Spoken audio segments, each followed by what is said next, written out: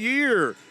Happy New Year. 2026 has arrived, and we're ready to start off our basketball coverage in the new year with the Bulldogs and Sidney here. Chris Varney along with Jack McKee in Oakland, and we're going to see a very good team to start off with, Jack, in this Riverside girls team. They are ranked 12th in Class 2A. They're off to a great start this year at 7-1.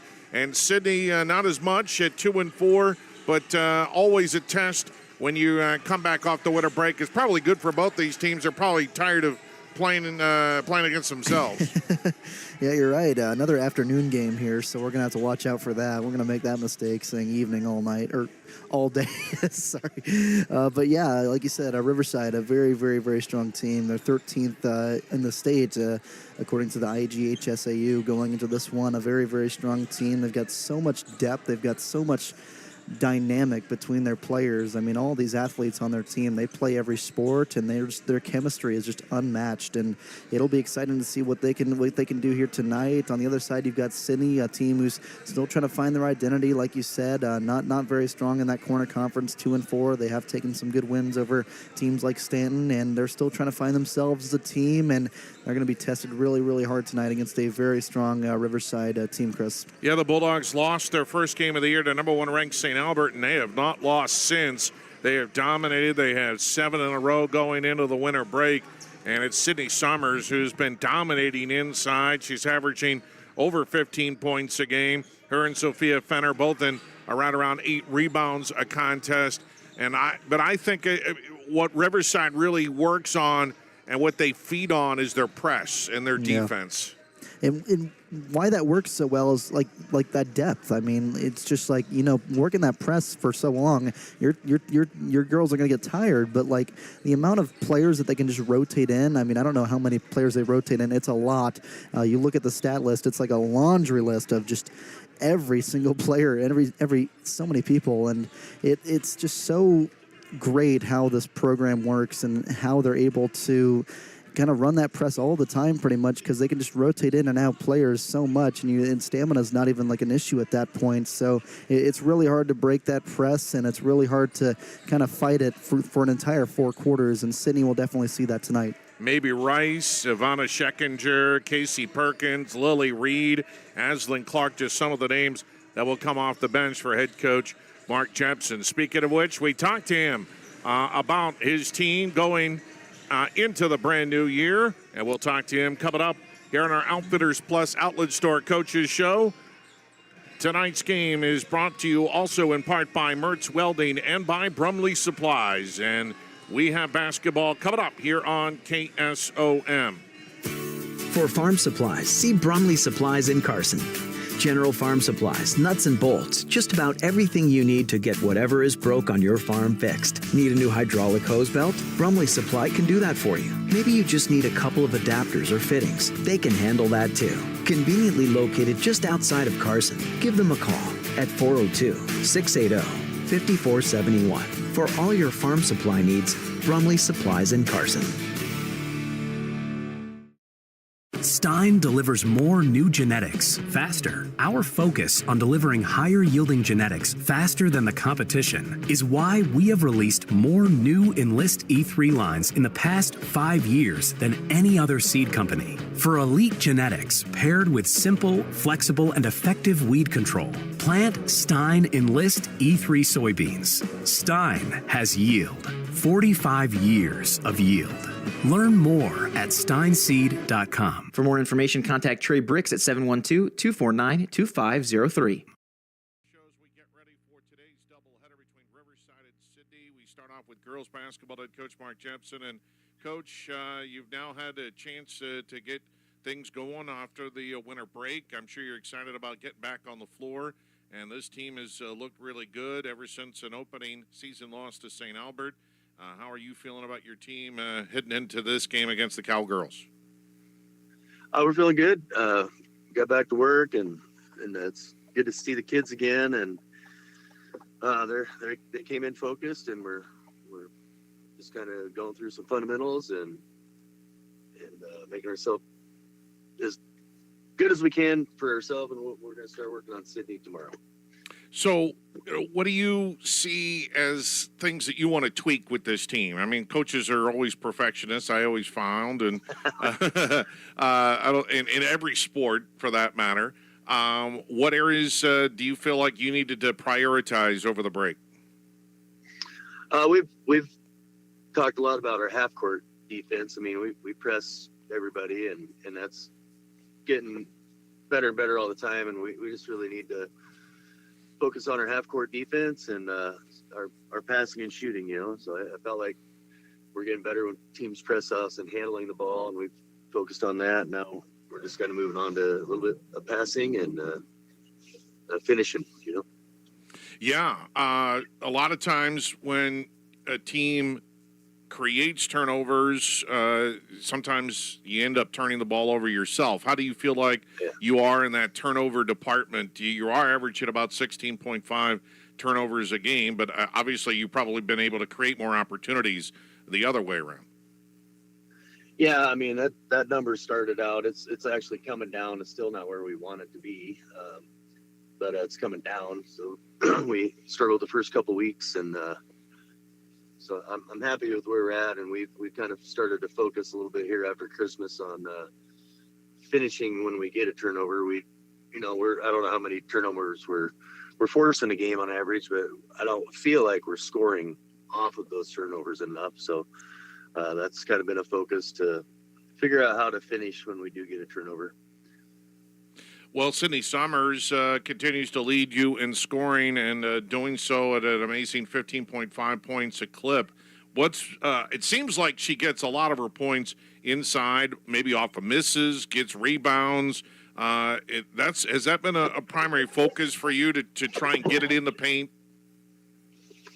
Yeah, absolutely. I mean, whether it's passing it to Sidney or a different post player or penetration, off the bounce to get to the paint, we think you can. It opens a lot of things up if you can penetrate a defense and make them move. A lot of teams are starting to double, sometimes triple Sidney when she gets the ball, and so we're working on recognizing that and calling it out so she knows where to kick it out to, and then reposition. So keep her moving around, and she's got a good perimeter game too. So that will come into play hopefully after Christmas.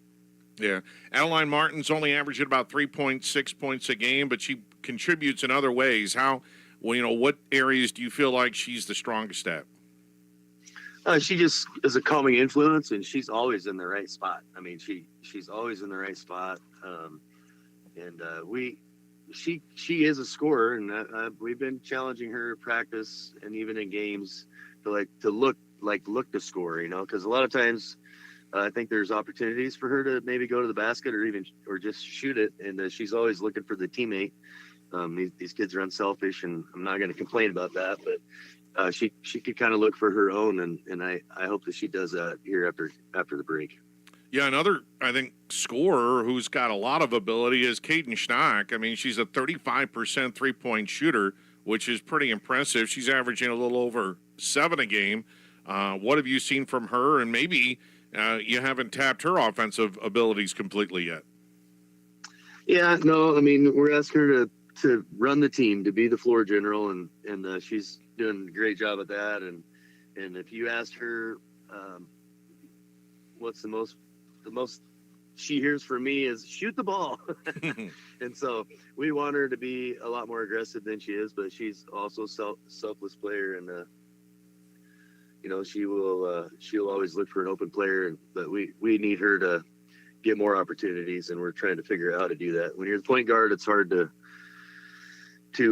get those shots sometimes, so we're just trying to figure out how to get her some looks, because she can knock them down. You're right.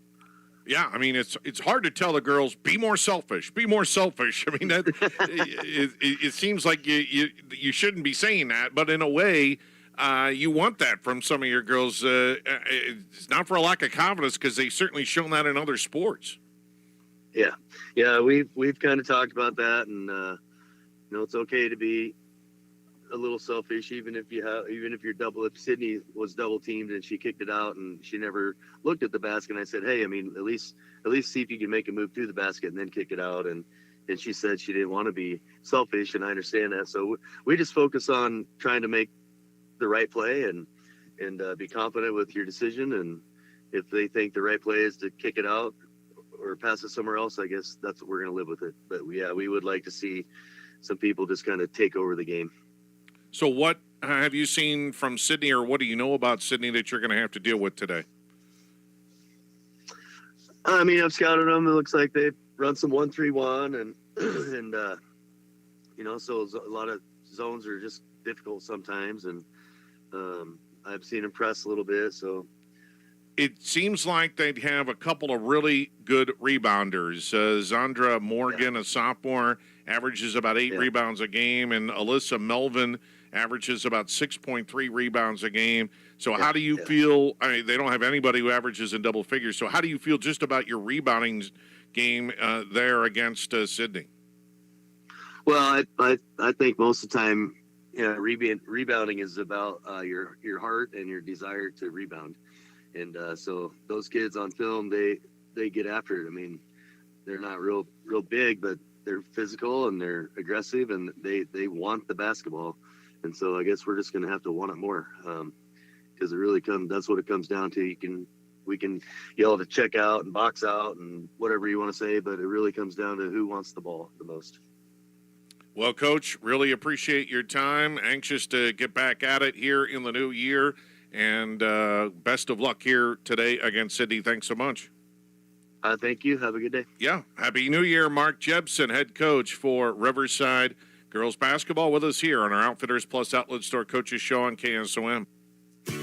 For farm supplies, see Bromley Supplies in Carson. When it comes to your investments, I know you have a choice. Hi, I'm Mark Smith, a certified financial planner and registered investment advisor with Principal Financial Group. Today, I want to say thank you, Southwest Iowa. Thank you for allowing me the opportunity to serve the community for 39 years. Over the years, you've given me the opportunity to get to know you and your family. Thank you for your trust, your confidence, and most of all, your relationship. If I can help you with your financial plan, please give me a call at 712-243-2466. Mark Smith, Principal Financial in Atlantic.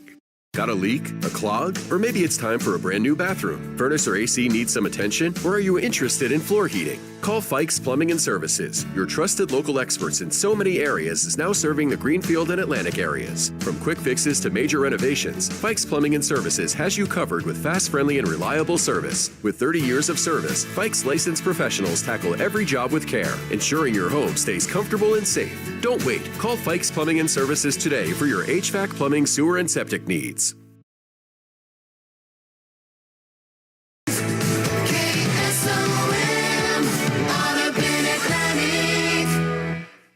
High school basketball on KSOM. All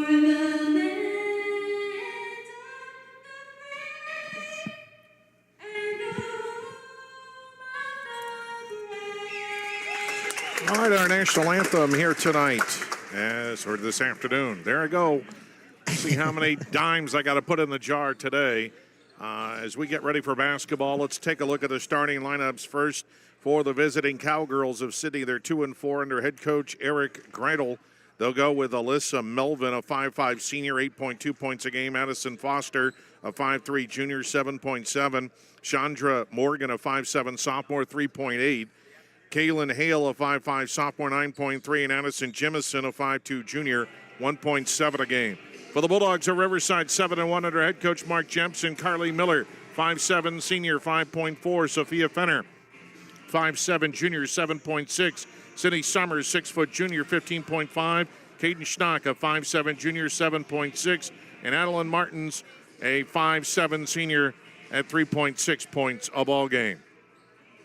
Summers will jump it up against Melvin. Summers has about 5, maybe even more inches on Melvin. So Melvin's kind of eyeing this jump a little tentatively here.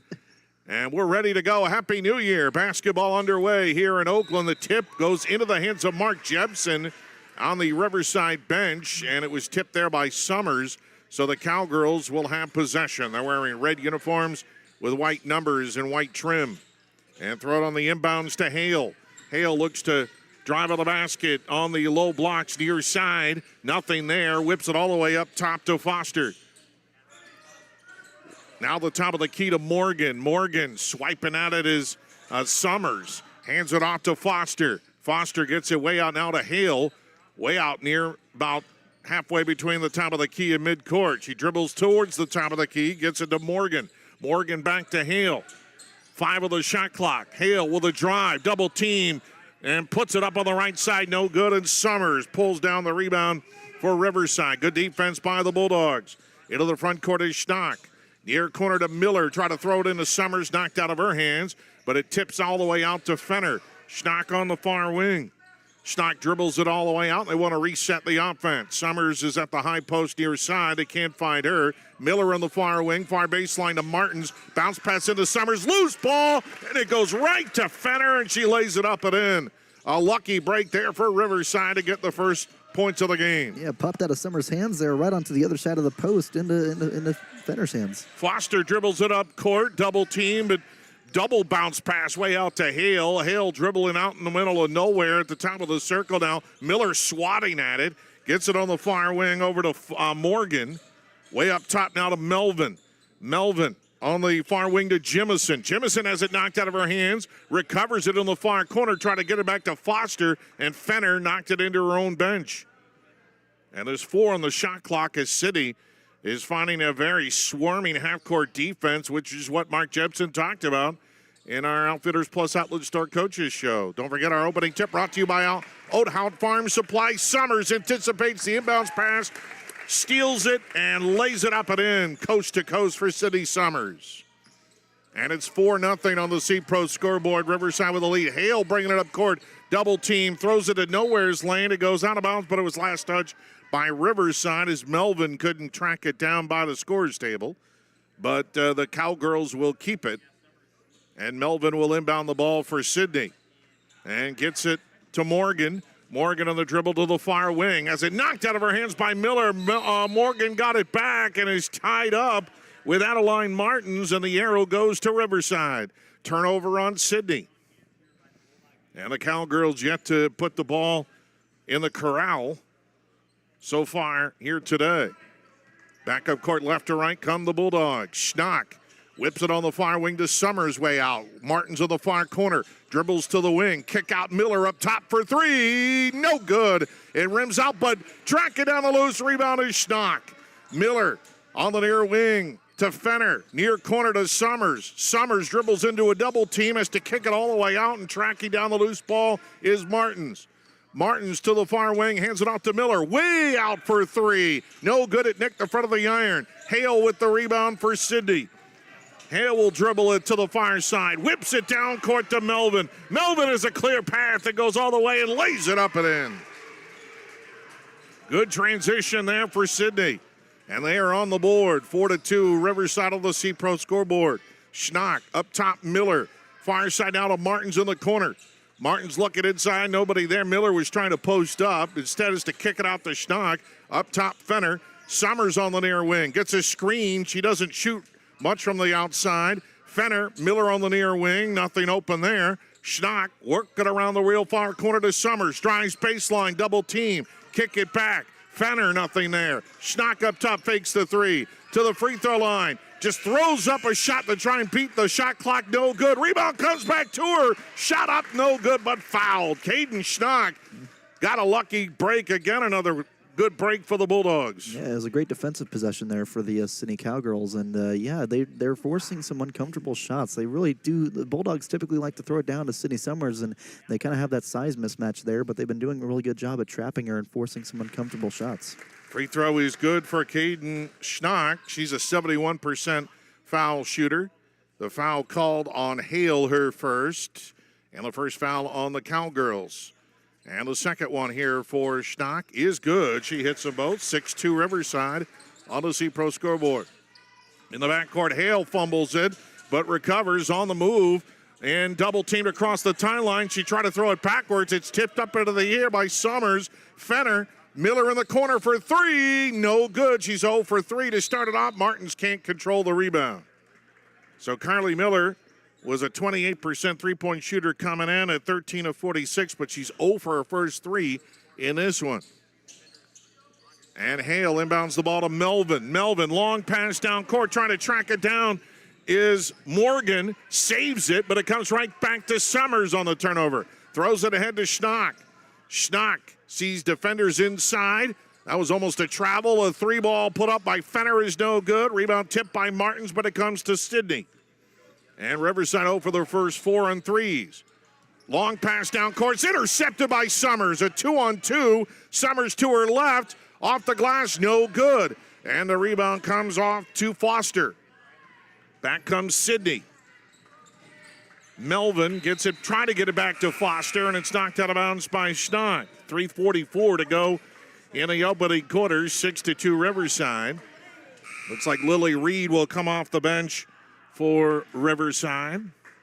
And Aslan Clark will also quickly get her warm-up jersey off and come in for Mark Jepson's squad. Lily Reed, another girl with a lot of height, and she's definitely going to make her presence known down low. Melvin trying to inbound the ball for Sidney. Can't find anybody. Has to throw it, and it's stolen away by Clark. Clark almost traveled with it. Kept the hold of the ball. Hands it off to Fenner. Top of the key. Bounce pass near side to Schnock in the corner. Schnock covered up. Clark from way downtown. Rainbow finds the pot of gold. Man, that was Caitlin Clark range for Aslan Clark, who's a 30% three-point shooter. And it's 9-2 Riverside on the C-Pro scoreboard. There's a travel in the backcourt by Foster, not called. Trying to whip it to Morgan near side, and it's out of her reach. And it will be a turnover going to the Riverside Bulldogs. Actually, that is, I got to correct myself. Kaylin Hale, I thought, was starting today, and I thought maybe they changed her number to 25, but I'm guessing Aubrey Nisley is 25. No, that's not right. I have no idea who 25 is for Sidney. It wasn't even on my roster. Clark whips a three on the far side, no good. Rebound comes off to Sidney. Long pass down court. Oh, they find Hale, and her layup is no good. Just the second shot of the game for the Cowgirls, but a foul caught on Riverside. Kaylin Hale, a 5'5 sophomore, was due to start. She averages 9.3 points a game, but she just came into the game, and so we're going to have to try and track down who number 25 is. She has some size to her, and number 24 is 5 foot, so that ain't her. First free throw is good for Hale. So Hale coming off the bench for Sidney. And the second free throw is no good, and the rebound is pulled down by Riverside's Lily Reed. Fenner comes into the front court. Fenner looking to attack. Bounce pass it in their corner to Schnock. Schnock finds Summers. Turnaround jumper in the lane is good off the glass. Sidney Summers with a nice turnaround shot. 11-3 Riverside on the C-Pro scoreboard. Throw it all the way down court to Jimison. Whip up top to Melvin. On the near wing, gets it off to Morgan. They work it around to the far side to Melvin. Melvin up top now to Hale. Hale looks to drive it. It's stripped away by Lily Reed. Reed has Schnock ahead, finds her, drives to the hoop, and gets the roll. And another big basket for Riverside. They lead it by 10, 13-3 on the C-Pro scoreboard. There's a walk by Melvin, no call. And now a timeout called by Eric Gretel, head coach for the Cowgirls. Riverside running away early with just under 2 minutes to go in the opening quarter. They lead it 13-3. Back after this on KSOM. When your home or business has been affected by water, fire, smoke, or mold, and you don't know what to do next, we do. From one room to multiple levels, we can do it all while working with you and your insurance company. Service Master by Rice is your local experts for residential and commercial restoration, offering emergency services 24/7, 365. To set up services, call 712-243-5373 with phones answered 24/7. Service Master by Rice serves all of Western Iowa. Need expert excavation work done right? Call Harrison Hoyt Excavation, your local pros in site prep, grading, and land work. From homes to driveways, landscaping to construction, we handle it all with safety, precision, and modern equipment. Storm damage? We're ready for emergency excavation when you need us most. Based right here in Atlantic, Iowa, we proudly serve our community and surrounding counties, on time and on budget. Call Harrison Hoyg Excavation today at 712-249-5137 or email harrison@hchexcavation.com. Trying to make things happen here. They're off to a 13-3 lead over Sidney on our C-Pro scoreboard early on here in the first quarter on this Saturday afternoon. Glad you could join us. Weather a little bit warmer today than it was yesterday, although a little snow when we got up this morning. It was only on the roads for a little while. Now it's all gone. Sidney inbounds the ball. Morgan has it. Throw it right over the head of Chloe Clark, and she can't handle it right by the end of the Riverside bench, and it goes out of bounds. Another turnover on Sidney. They have more turnovers than shot attempts. I only have them for 2 shot attempts. Back into the front court comes Schnock. Clips Clark on the far side, way far away. Clark with the dribble. Trying to go inside. Reed got away, lost the handle on a double teamed. Hands it off. Summers missed the shot, but then the put back up and in for the Bulldogs. Missed shot there, but the Bulldogs able to recover, and the 2 went to Sophia Fenner. Another rebound for hers, averaging 8 a game. There's a double team at midcourt. And then Schnock stepped in front of the pass by Jimison and knocked it into the scorer's table. And so Riverside will go back to its bench, and Peyton Schaefer, a sophomore who is their pitcher on their softball team, will come in to replace Summers. And Riverside not done substituting. Casey Perkins will come in and replacing Fenner. So you got Reed and Clark still out there. Schaefer, nothing but bench players, I believe, right now for Riverside. And driving into the lane is Buttercase. Gets it back out to Spurlock. Inside to Buttercase. She's surrounded by 3 players and trying to pivot around, and they're going to call a foul on Riverside.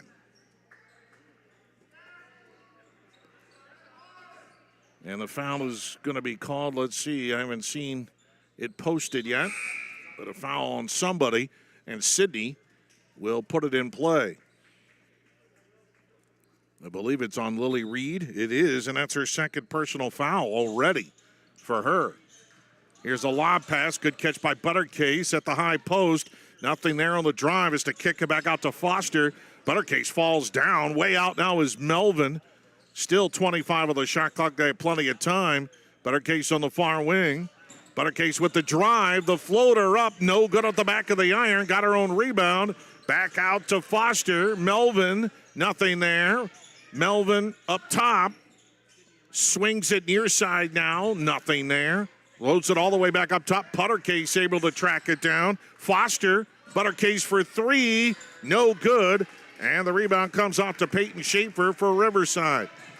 Back up court comes Caden Schnock, who's the only starter in the ballgame right now for Riverside. Schaefer comes out, gives her a screen. Schnock to the free throw line, picked up her dribble. Nothing there. Whips it back up to Clark. On the near side now to Perkins.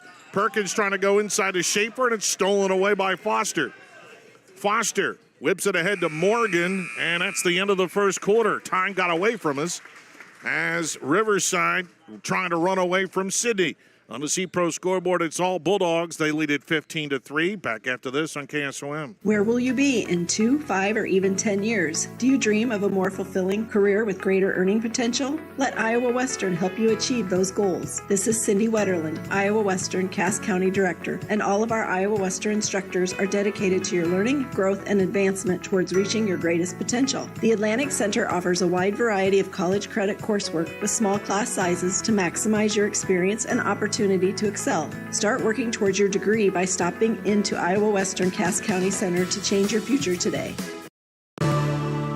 It's tip-off time, and Oath Out Farm Supply is here to support all our area basketball teams. We are thankful for our community's support of our business for over 30 years. During this time, we have served our customers carrying the top brands in the industry and have also developed and manufacture our own line of livestock feeds and minerals for all species. We have some of the best nutritionists backing us up to bring you top-of-the-line products at affordable prices. Turn the sound up and cheer on your basketball team, and as always, Oath Out Farm Supply is working with and for our valued customers. It's just been a defensive strength for Riverside, and a lot of like you said, like 2 shot attempts. I think you said that the Cowgirls have attempted in that first quarter. It's just not been good, and the first priority should be learning to break that press and learning to take shots. They actually got it up to 4. They were only 1 of 4 shooting in that opening period. They whip it on the near corner to Morgan. Morgan dribbles it back out, then surrounded inside a Buttercase, double team. Trying to throw it outside, and it's deflected, and up comes Schnock with it. Schnock into the front court to Martins. Martins, nice pass! She squeezed it between 2 players, and a good catch by Summers, lays it up and in. What a pass by Adeline Martins. 17-3, Riverside with the lead. Dangerous pass, a collision between Martins and Melvin, but Melvin holds onto the ball. Double teamed near corner to Morgan. Whips it way back up top to Foster. Travel with it, no call. Inside a Buttercase, nothing there. Back out to Jimison. Buttercase inside double team. Nice pass and a good layup by Morgan. Good job by Buttercase to able to get that one off. And Morgan gets her first points of the ball game for the Cowgirls. 17-5. Riverside with the lead on the C-Pro scoreboard. Miller up top to Fenner. Fenner bounce pass inside, but it's tipped away from Martins. Riverside keeps it. Near corner to Schnock. Wanted to shoot it, won't do it. Can't find Summers inside. She has to come out for it. Double team now, loses the handle. Bodies hit the floor. That should have been a travel on the deck by Jimison, but she's able to get it back to Buttercase. Buttercase will work it up court. Buttercase all the way to the left side. Shut up, no good, foul. And she will go to the line to shoot 2.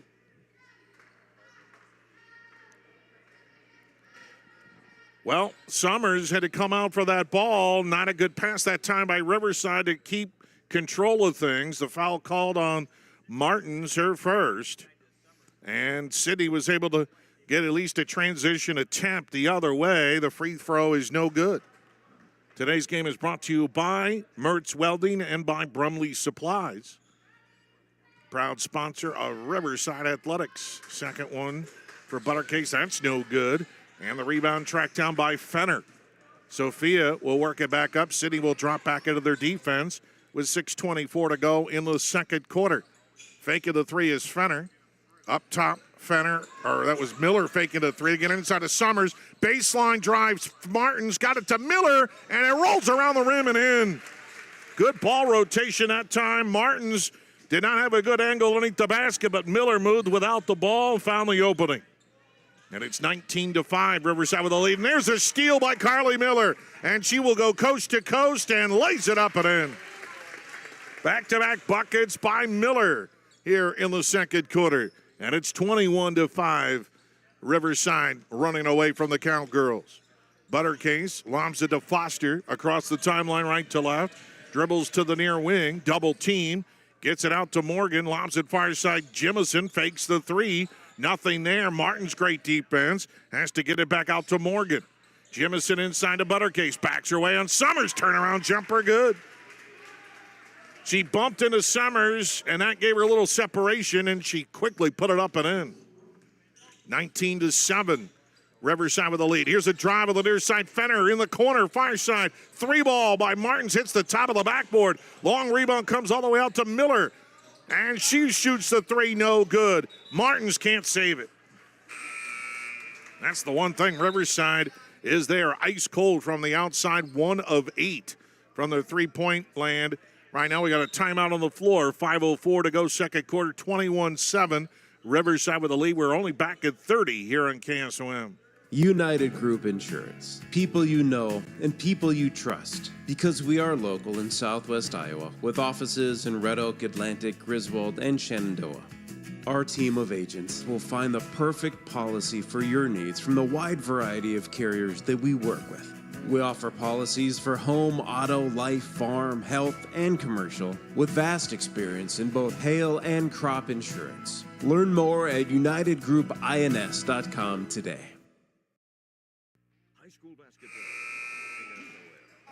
Monday night will be in Audubon for boys basketball as the Wheelers battle the Red Oak Tigers in a non-conference showdown. It's a 7:30 tip on Monday night. We'll have it for you at KSOM and Western Iowa Today TV and YouTube.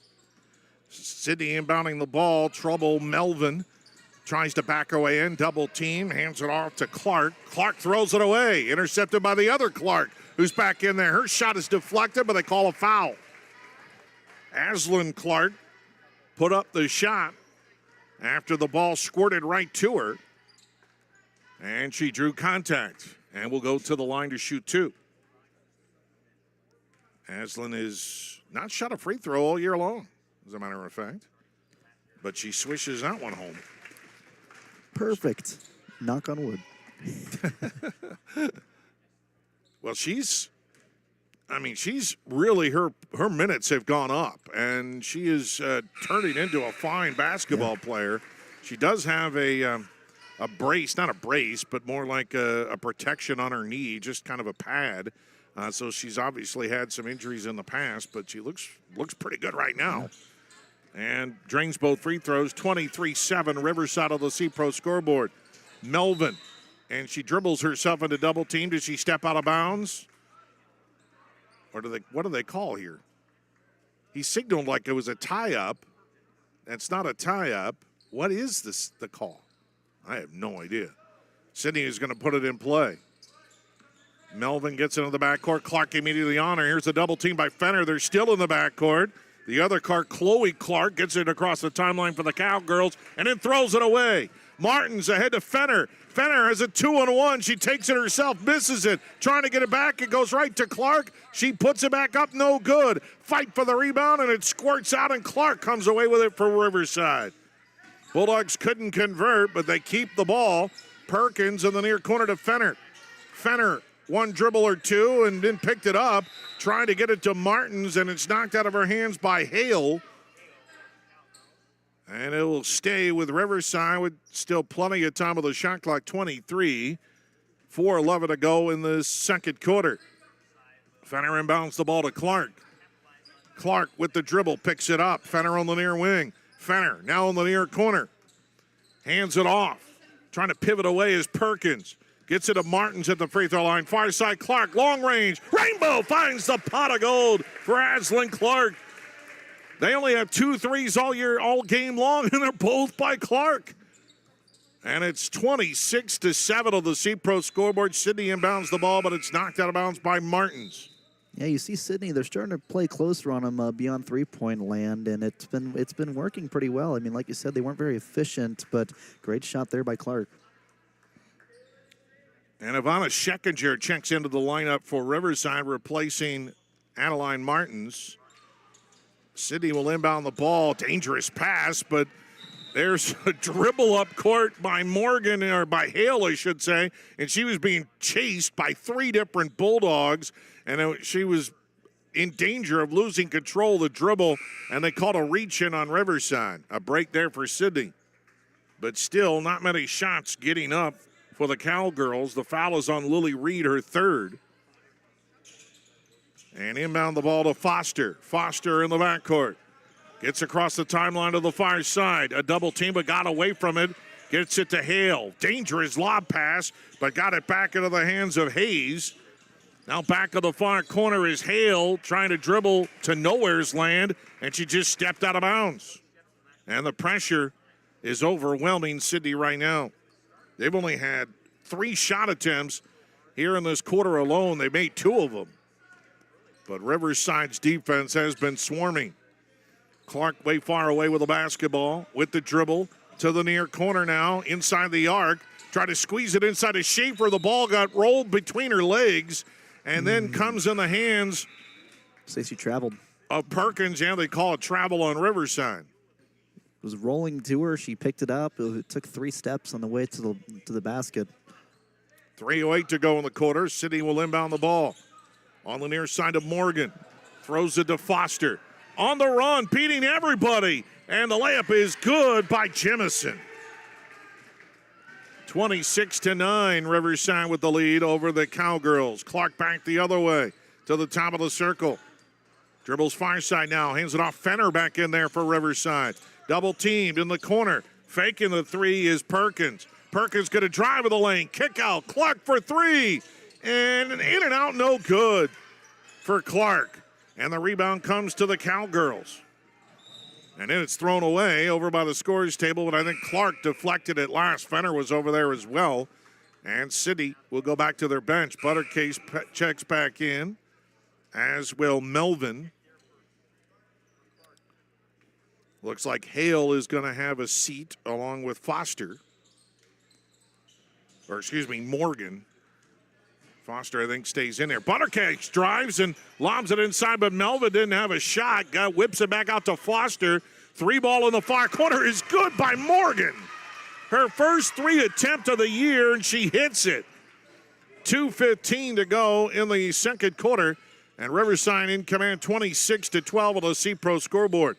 Inside to Schaefer. Fakes, surrounded, then tried to pivot back, and it's stolen away by Foster. Got it to Melvin, and that's stolen away by Scheckinger. Back-to-back steals there. Fenner comes the other way. Fenner kicks it in the corner to Perkins. Perkins, no shot. Inside to Schaefer. Schaefer triple teamed. She tried to throw up a shot. It was deflected out of bounds by Sidney. They're trying to deal with that size down low. It's been working pretty well. They're forcing some shots outside the arc. Sidney Summers back in along with Caden Schnock for Riverside. Fenner, Clark, and Casey Perkins stay on the floor. Summers gets it on the inbounds pass, pivots away from the double team. Kick out, Schnock in the lane, surrounded by the zone, and a tie-up. Schnock was trying to get the ball out of the hands of the defender. The arrow will stay with Riverside. 15 on the shot clock, 1:40 on the game clock. Riverside more than doubling up Sidney here in the opening half. Lob to Summers. Near side, Perkins for 3. No good, went over the back of the backboard. So Riverside continues to be struggling on their three-point shooting. Just a couple triples on the afternoon. They're not bad shots, though, and they're not going to miss those forever. Inbound it. Buttercase got it right back. Throw it ahead. Nice pass. Gets it to Jimison.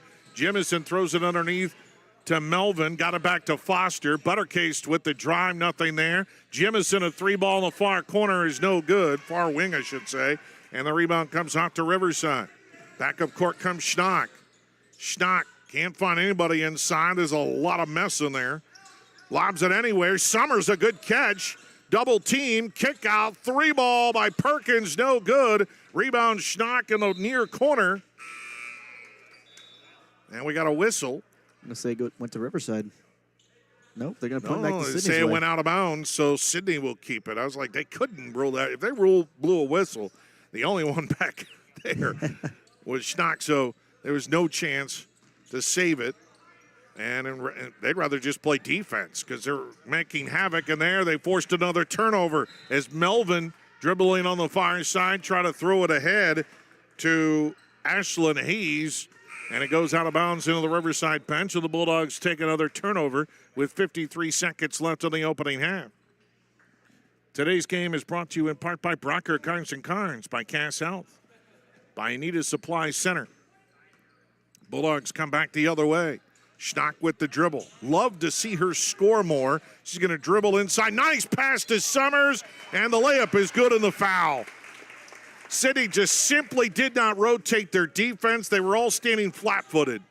And Summers easily got behind everybody, and she has a chance at a three-point play. Nice penetration there by the Bulldogs, and Summers cannot complete the three-point play. She's a 73% free throw shooter, but missed that one. And it's now double teamed to the backcourt was Melvin. Got it back to Buttercase. They throw it all the way into the front court. Good catch. The shot up by Hale is no good. And the rebound comes to Riverside. She rushed the shot. Fenner, double team. Kick out near corner. 3 on the way by Schnock is no good.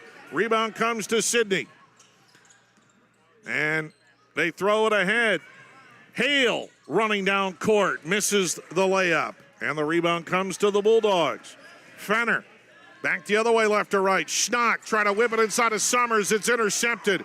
Back the other way, trying to beat it at the buzzer. The 3-ball is no good by Foster, and that is the end of the first half. On your C-Pro scoreboard, it's 28-12. Riverside with the lead. Our UGR halftime coming up after this here on KSOM.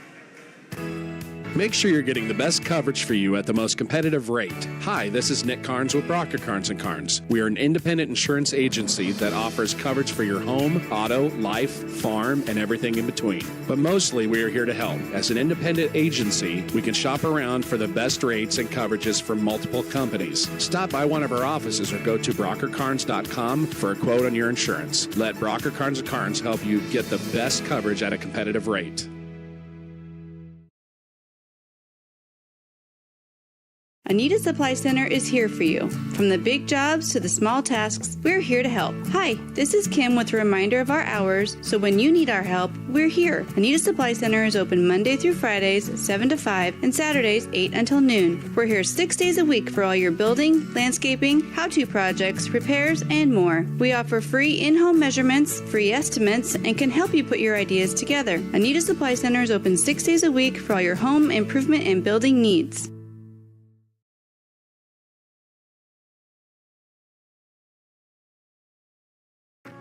Cass Health in Atlantic, Iowa is a nationally recognized hospital, and we are proud of the awards and all of our recent accomplishments. But do you know what drives us to be the very best? You. We're passionate about helping our patients heal and feel their very best at any age and any stage of life. Cass Health, neighbors caring for neighbors. What's it mean to be in good hands? It means you get an expert agent who's in it for the long haul. We'll get to know you and be there for you as your coverage needs change. I'm Craig Hummel at Hummel Insurance Services, and we work with Allstate Insurance. Let us help you choose the right amount of protection to meet your needs and see for yourself what it means to be in good hands. Call Hummel Insurance Services or stop in anytime.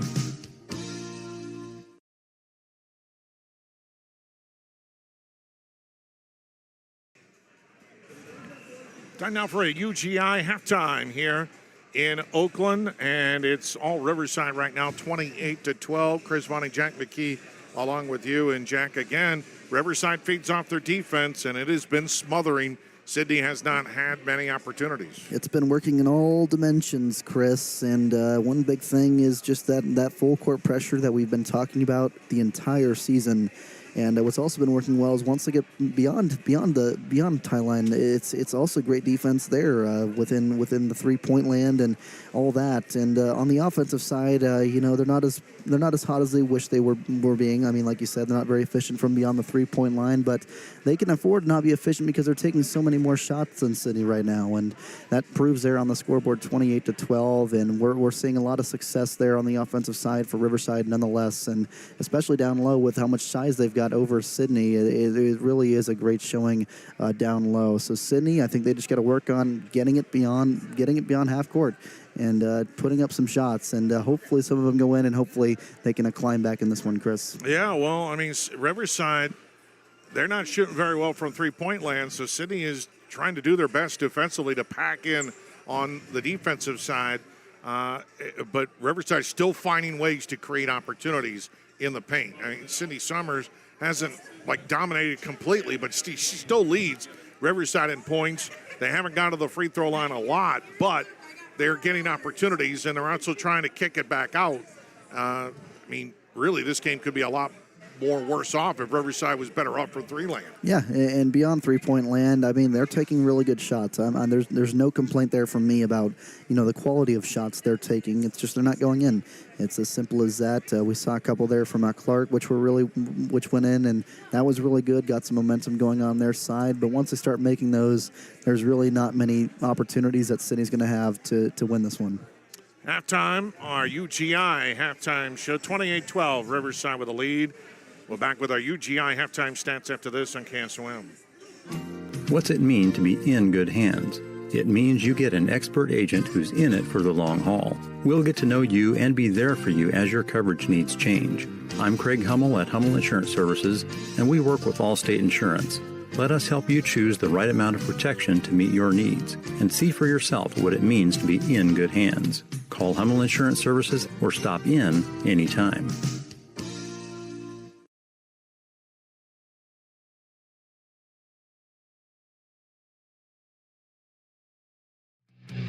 Join the team at Conductix Wampler. They are currently looking for a night shift supervisor Monday through Thursday. They offer competitive wages and an excellent benefits package in a work environment that truly values its employees. If you're looking for a company that cares about your growth and success, apply today.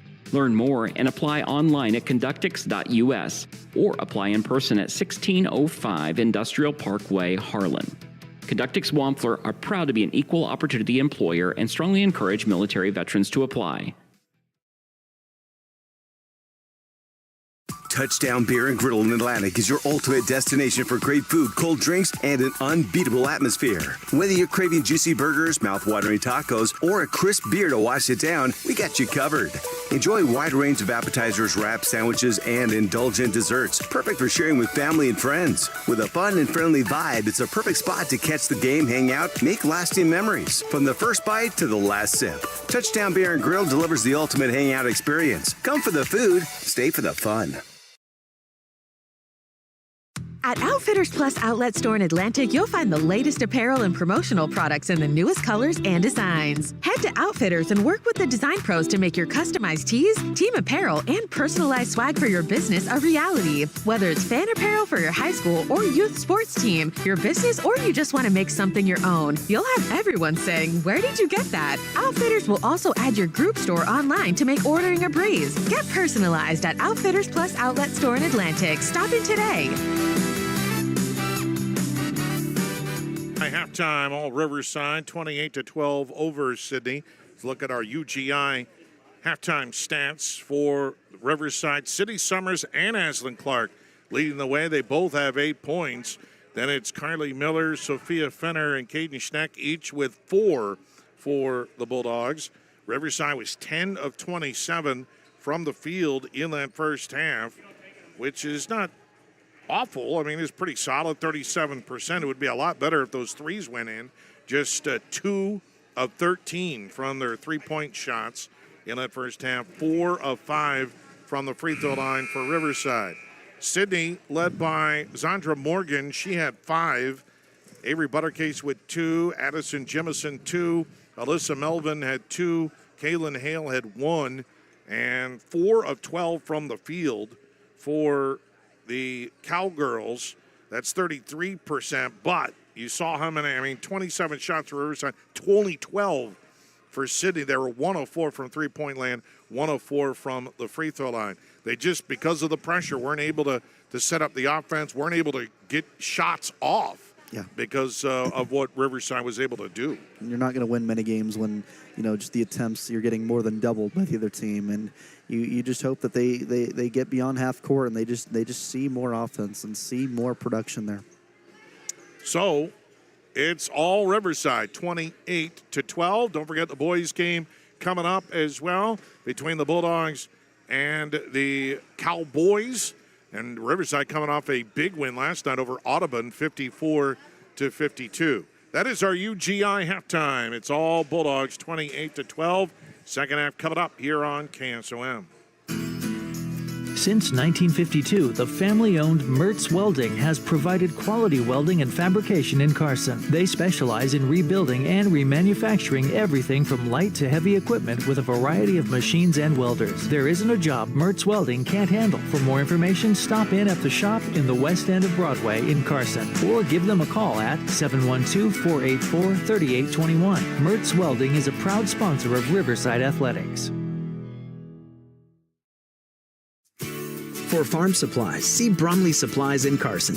General Farm Supplies, nuts and bolts, just about everything you need to get whatever is broke on your farm fixed. Need a new hydraulic hose belt? Bromley Supply can do that for you. Maybe you just need a couple of adapters or fittings. They can handle that too. Conveniently located just outside of Carson. Give them a call at 402-680-5471. For all your farm supply needs, Bromley Supplies in Carson. Stein delivers more new genetics faster. Our focus on delivering higher yielding genetics faster than the competition is why we have released more new Enlist E3 lines in the past 5 years than any other seed company. For elite genetics paired with simple, flexible, and effective weed control, Plant Stein Enlist E3 soybeans. Stein has yield. 45 years of yield. Learn more at steinseed.com. For more information, contact Trey Bricks at 712-249-2503.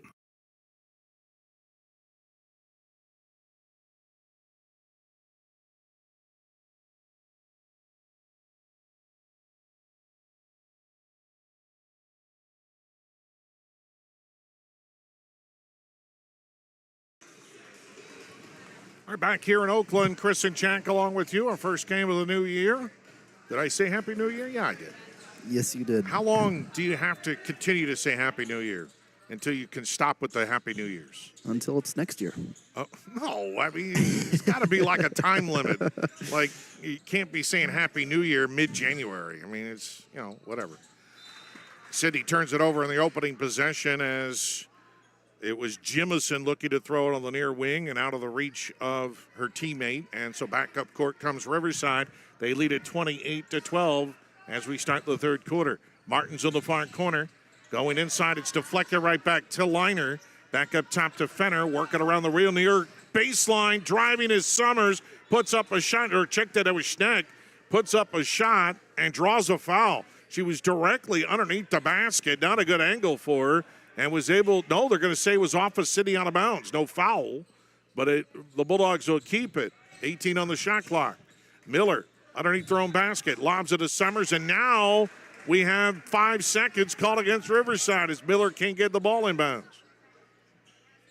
So the Cowgirls get possession and inbound the ball to Jimison. Back to Buttercase and out of her reach. Jimison didn't even look at her when she threw the pass. And figured Buttercase had been moving it forward, and nope. Out of her reach, and an unforced error for the turnover. Inbound the ball, Miller launches a three in the corner. No good. Fenner jumps high for the rebound and gets it back to Miller. Swinging around near side. Martins to the near corner to Fenner. Fenner now into the near wing. Miller, far corner to Martins. Looking for Summers inside on the rotation, can't find her. Schneck on the near wing. Near corner to Fenner. And can't get it inside of Summers, and now we got a whistle. And looks like a foul called on Sidney. 18 on the shot clock. No, there's no foul called. So I don't know what happened there. I guess the ball was out of bounds. Inbound the ball to Martin. Shot in the lane, no good. Tipped around, and Buttercase comes down with it for Sidney. Nothing there for Riverside as Sidney bottled things up. Foster in the backcourt to Buttercase. Has to hurry across the timeline. Mark Jepson says, where's the backcourt violation? And instead, we have the ball goes out of bounds on the far side by the City bench, and the Bulldogs will get it anyway. So Riverside comes right back, and Schneck had a little walk there, but they didn't call it. Off to Fenner. Fenner with the dribble. Far wing. Summers, pick and roll, rolls it up and in for Sidney Summers. Summers set the pick, then rolled to the hoop, and she converts, and she has 10, 30-12. Riverside with the lead. Foster in the backcourt, double team, lobs it over that to Buttercase, double team near the scores table, got it back to Foster in the front court full. Now Melvin on the near wing. Melvin looking to drive, that's cut off by Martins, inside of Buttercase. Buttercase off of her knee, recovers, tied up, arrow goes the other way to Riverside.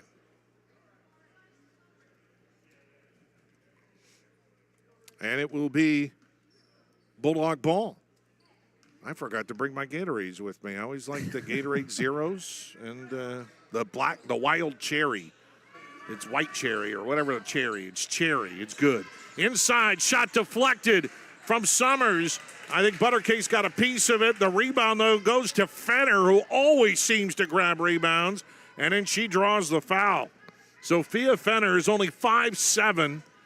She's a shot put specialist in track. She can do it all in all sports, and she is a rebounding hawk for Riverside, and she's going to the line. We're just kind of seeing more and more of what we saw in the first half. Sidney just unable to create good possessions once they get the ball. Jandra Miller is called for the foul, her first, or Jandra Morgan, excuse me, called for the foul. Fenner to the line. She misses the free throw. 59% for the free throw line. Tonight's game brought to you by Hummel Insurance, by the Touchdown Bar and Grill, and by Stein Seed. Second one is good for Fenner. She has 5. And a 31-12 Riverside lead on the C-Pro scoreboard. Buttercase inbounds to Foster. Foster in the backcourt. Double team. Lost the handle on it, but Buttercase has it. Still in trouble. Foster had to hurry to beat the timeline and then lost it out of bounds. She knew it. She had to get it ahead and ran before she caught the ball, and Riverside forces the turnover. So it'll be Fenner who throws it in for the Bulldogs. All the way into the front court. Miller in the corner for 3. No good. Rebound comes off to Fenner. Schnack fakes the 3, looks to drive, and we got a foul or a tie-up. A foul called on Sidney. Well, I'll tell you one thing. Sidney's defense is not terrible. They are frustrating Riverside a little bit. The foul is called on Buttercase, her second. Stays 31-12, though. Sidney just cannot generate any offense to stay with the Dogs. Miller underneath their own basket. Squeezes it into Martins, and the shot is good on the foul. Coming off the pick, Martins puts it up and in. We'll have a chance to complete the three-point play. This play there was executed perfectly by the Riverside Bulldogs. Great job, great shot, great finish. Adeline Martins, we call her Liner. That's what she came on. She's going to Simpson College to play softball. An incredible player for the Bulldog softball team. She completes the three-point play. I don't think she scores near as much as she could, but she defers to other players. 34-12, Riverside with the lead. Sidney beats the press. Throw it ahead and swatted away by Summers. Summers just blocked Jimison, and that was a shot blocker galore from Sidney Summers. Sidney will keep it. Foster on the near baseline. Looking inside out to Buttercase on the near wing. Buttercase nothing there with a couple of dribbles. Now picks it up, trying to get it back to Foster. Now she's all alone by herself. Whips it on the far side to Jimison. Far corner to Melvin. She drives, surrounded, tries to lob it back near side. No one home. It goes out of bounds. Well, but Riverside touched it, so Sidney will keep 11 on the shot clock. Melvin will inbound it for the Cowgirls. Melvin still looking, and finds Morgan. Morgan pivots far side, back to the near side, missed it. Buttercase there for the rebound. She is fouled. Riverside couldn't get there in time to get the block out on Buttercase, and she will go to the line to shoot 2. Yeah, starting to put more shots up, and they're just not going in yet. Hopefully they can start to muster up some baskets. Free throw is good for Buttercase, her first point of the night. Our afternoon. Another dime goes in the jar for me. Today's game is brought to you in part by Principal Financial with Agent Mark Smith, by Fikes Plumbing and Services, by Service Master by Rice. Second free throw also good for Buttercase, and it is all Riverside, 34-14, a 20-point lead for the Dogs. Miller, near side of Martins. Martins looking inside, nothing there. Up top, Miller. Fenner swings it far side on the corner to Clark. Clark now to the wing, being harassed. And now try to bounce pass it. It's stolen away by Morgan. Morgan throws it ahead to Melvin, I should say. Faking the three as Buttercase looks to drive it. It's stripped away by Fenner. Fenner comes the other way, doesn't have numbers, takes it anyway, puts it up and in. It was partially blocked, but fought it up and in anyway, and a big bucket by Sophia Fenner. 36-14, Riverside with the lead. Fenner now with 7 on the afternoon. And now Melvin double teamed in the front court, hitting the deck. Is Fenner picks it up. Clark has a 2-on-1 ahead to Martins, misses the layup. Clark had it for a moment, falls down. Tripping over her was Jimison. It ends up in the hands of the official, went out of bounds, and I think it's still Riverside ball. And throwing inbounds is Miller. Miller looking inside, squeezes it into Martins. Martins loses the handle on it, gets it back. Miller for 3. Rainbow finds a pot of gold. She missed a bunch early, but drained that one. And a long pass down court, and a shot put up no good by Hale. Rebound comes off to Riverside. They beat the press pretty quickly, but Hale could not convert. Miller, left alone, will shoot again. That one is off the round, bounces around the iron, no good. And the rebound comes off to Sidney. Buttercase into the front court, throws away ahead to Hale. Hale in the near corner.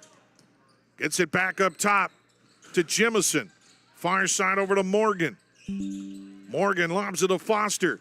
Foster near wing Jemison, near corner to Hale. Hale lobs it inside. It's stolen away by Fenner right in front of Buttercase. And then Buttercase called for the foul.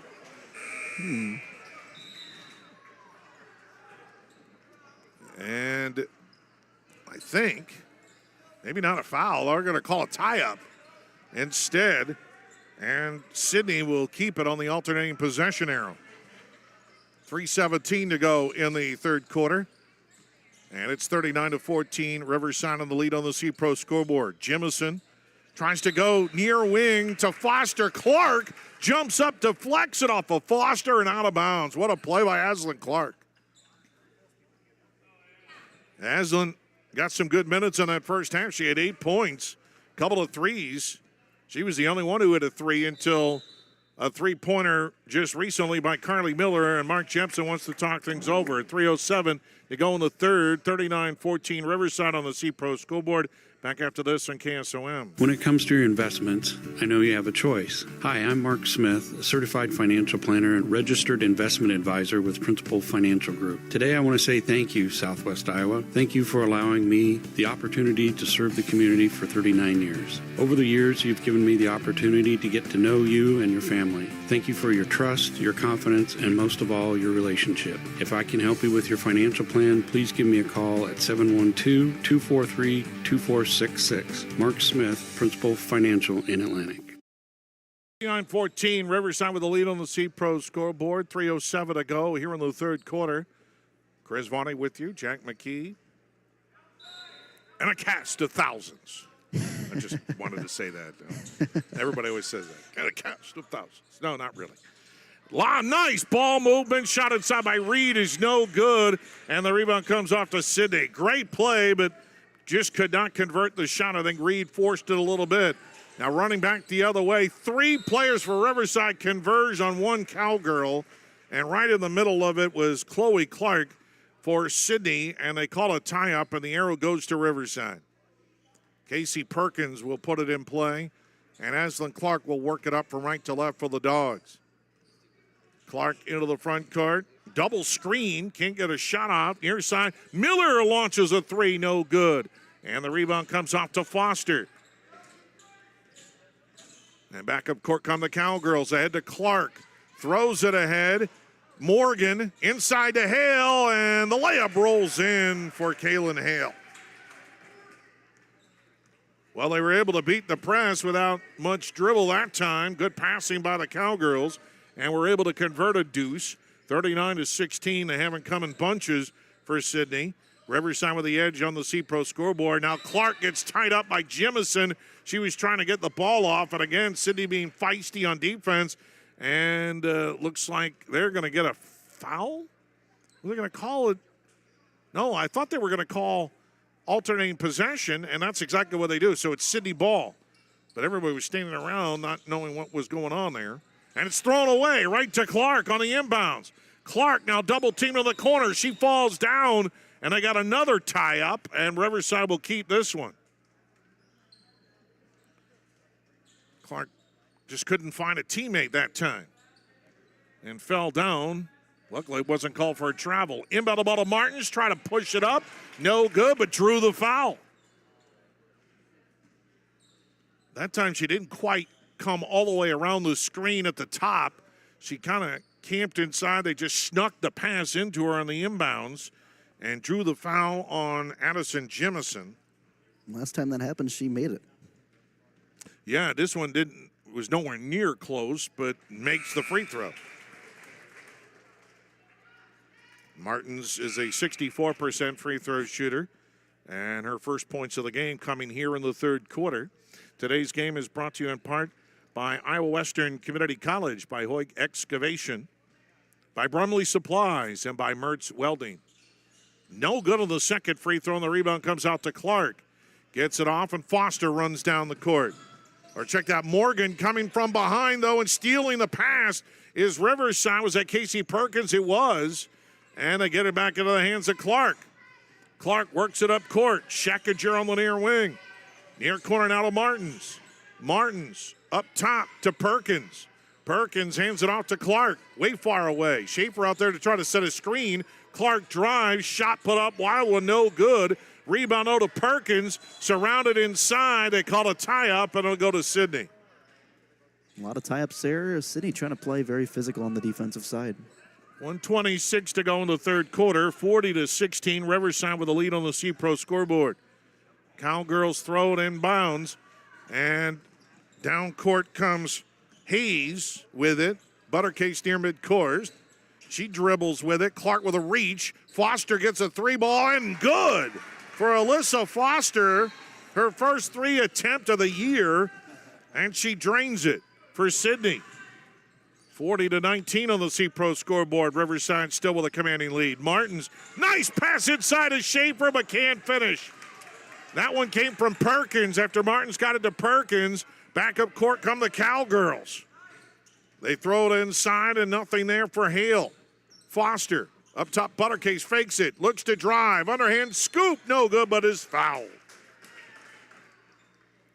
And she will go to the line to shoot two with 43 seconds left in the third quarter.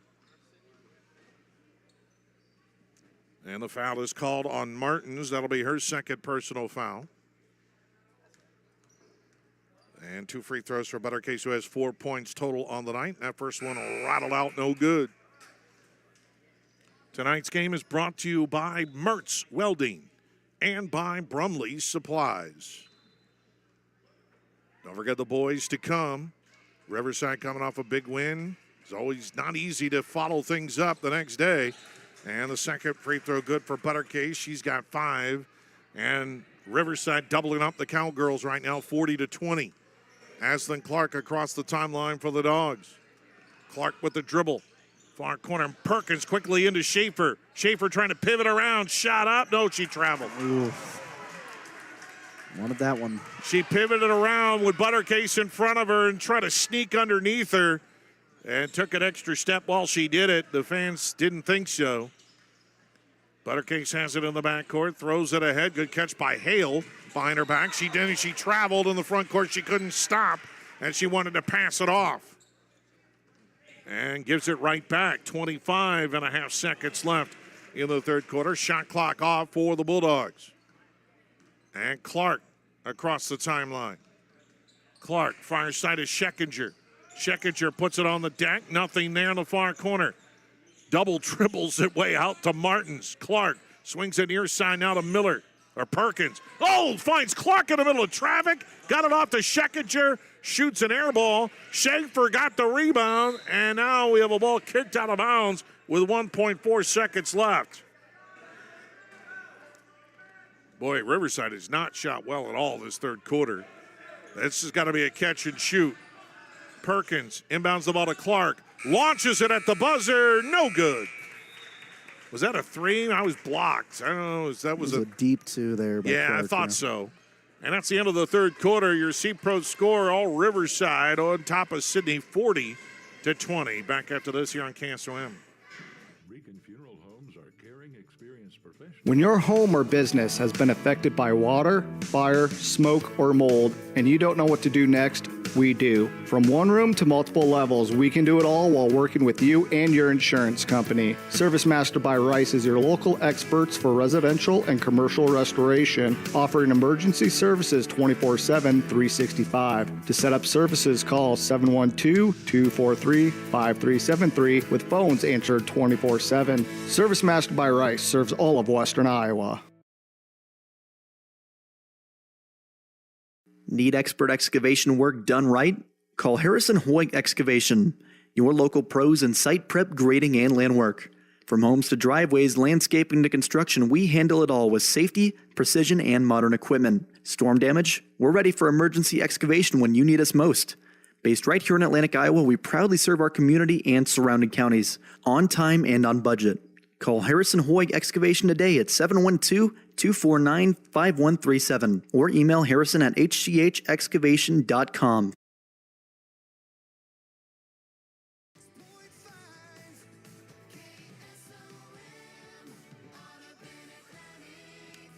All right, we start the fourth quarter here on KSOM. Chris and Jack along with you, 40-20.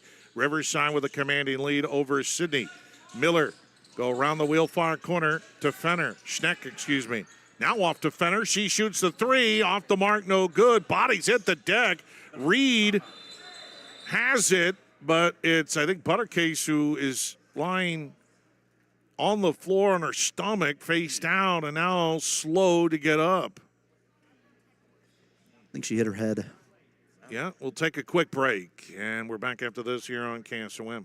Where will you be in 2, 5, or even 10 years? Do you dream of a more fulfilling career with greater earning potential? Let Iowa Western help you achieve those goals. This is Cindy Wetterland, Iowa Western Cass County Director, and all of our Iowa Western instructors are dedicated to your learning, growth, and advancement towards reaching your greatest potential. The Atlantic Center offers a wide variety of college credit coursework with small class sizes to maximize your experience and opportunity to excel. Start working towards your degree by stopping into Iowa Western Cass County Center to change your future today. High school basketball on KSOM. Well, Avery Buttercase comes off the court, and they're treating her on the bench right now. She pretty much walked off under her own power. Riverside will keep it. 30 on the shot clock. Fenner way out now to Schneck. Miller on the far wing. Jemison on her.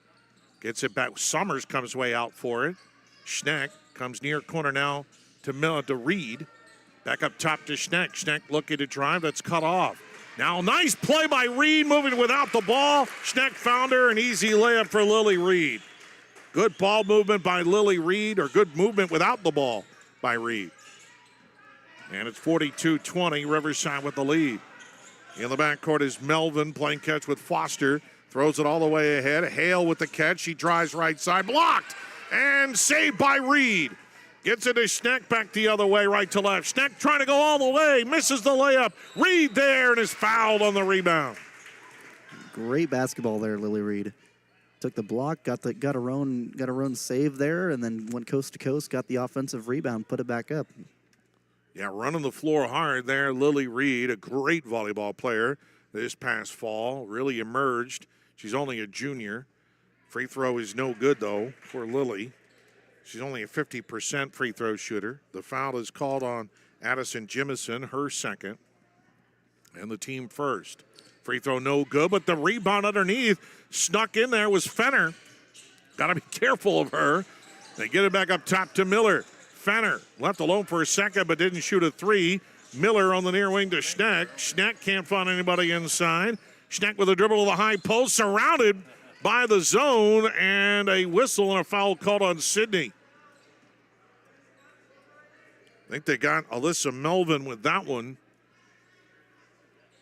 And it's going to be a shooting foul? No, a non-shooting foul. Miller from the near baseline.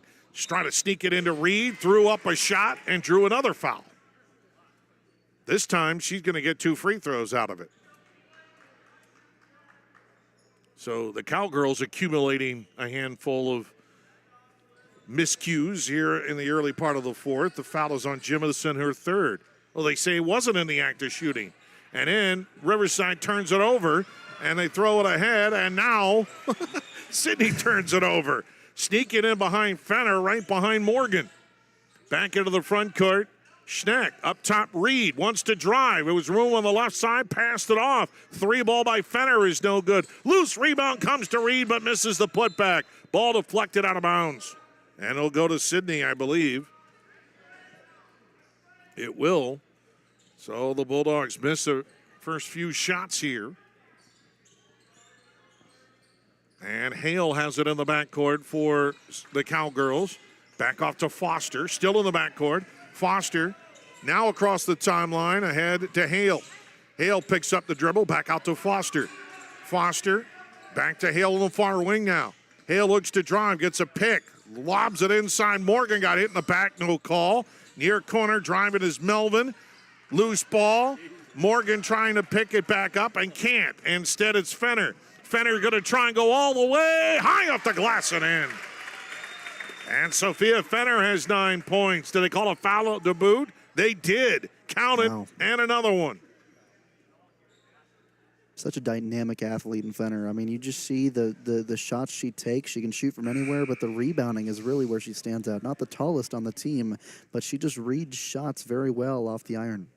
Riverside struggled in that third quarter. They were 4 of 15 from the field. Sidney Summers leads with 10. Fenner now with 9 and 8 for Aslan Clark. Free throw good for Fenner, so she and Summers both have 10 points for the Bulldogs. 45-20 with 5:25 to go in the ball game. Pass inside, and it's thrown to nowhere's land. It's picked up by the Bulldogs. Lily Reed ahead to Fenner. Fenner looking inside, nothing there. Knocked out of Fenner's hands. Oh, they say it wasn't knocked out of her hands. She just knocked it herself out of bounds. She wanted to inbound the ball. She says, that was knocked off of my hands. No, the official says, you turned it over. So Sidney will come back the other way. And Melvin, way far away, gets it to Foster. Baseline to Hale now in the near corner. Back out to Foster. Throw it far side, and it's intercepted by Fenner. And Fenner's going to take it all the way and lay it up and in. Good anticipation by Sophia Fenner. Saw that pass coming, lob to the far side. She intercepted. That was too easy. Timeout, Cowgirls. 4:47 to go in the ball game. Riverside in command, 47-20. Back after this here on KSOM.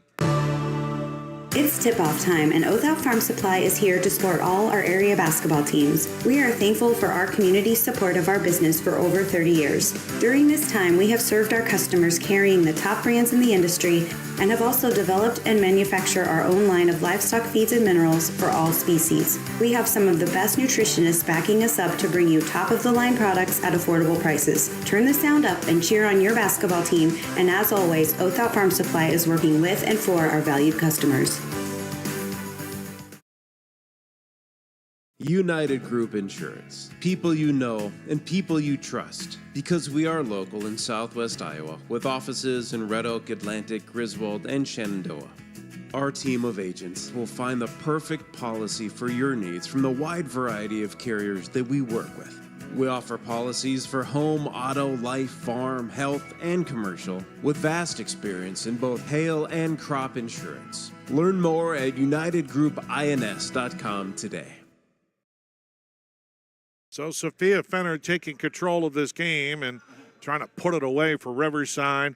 They all but pretty much do. 47-20. Don't forget, in between games, our Outfitters Plus Outlet Store Coaches Show, as we'll talk with Riverside head coach Nick Crone. There's a pass that is just stolen away by Carly Miller. Melvin just tried to throw it to the near corner, and Miller just jumped up and picked it off.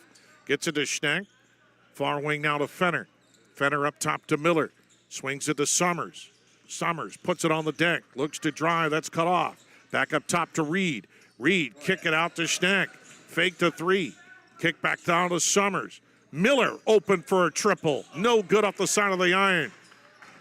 And the rebound goes off in the corner. Reed overran the ball a little bit. Had to backtrack. Couldn't track it down.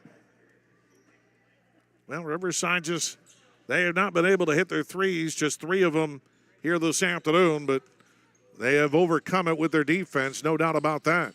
Melvin, there's a tip ball up in the air by Fenner, and it comes off to Schneck. Schneck comes into the front court to Fenner on the far wing. Lobs it inside. Summers comes in late. Catch, release, good.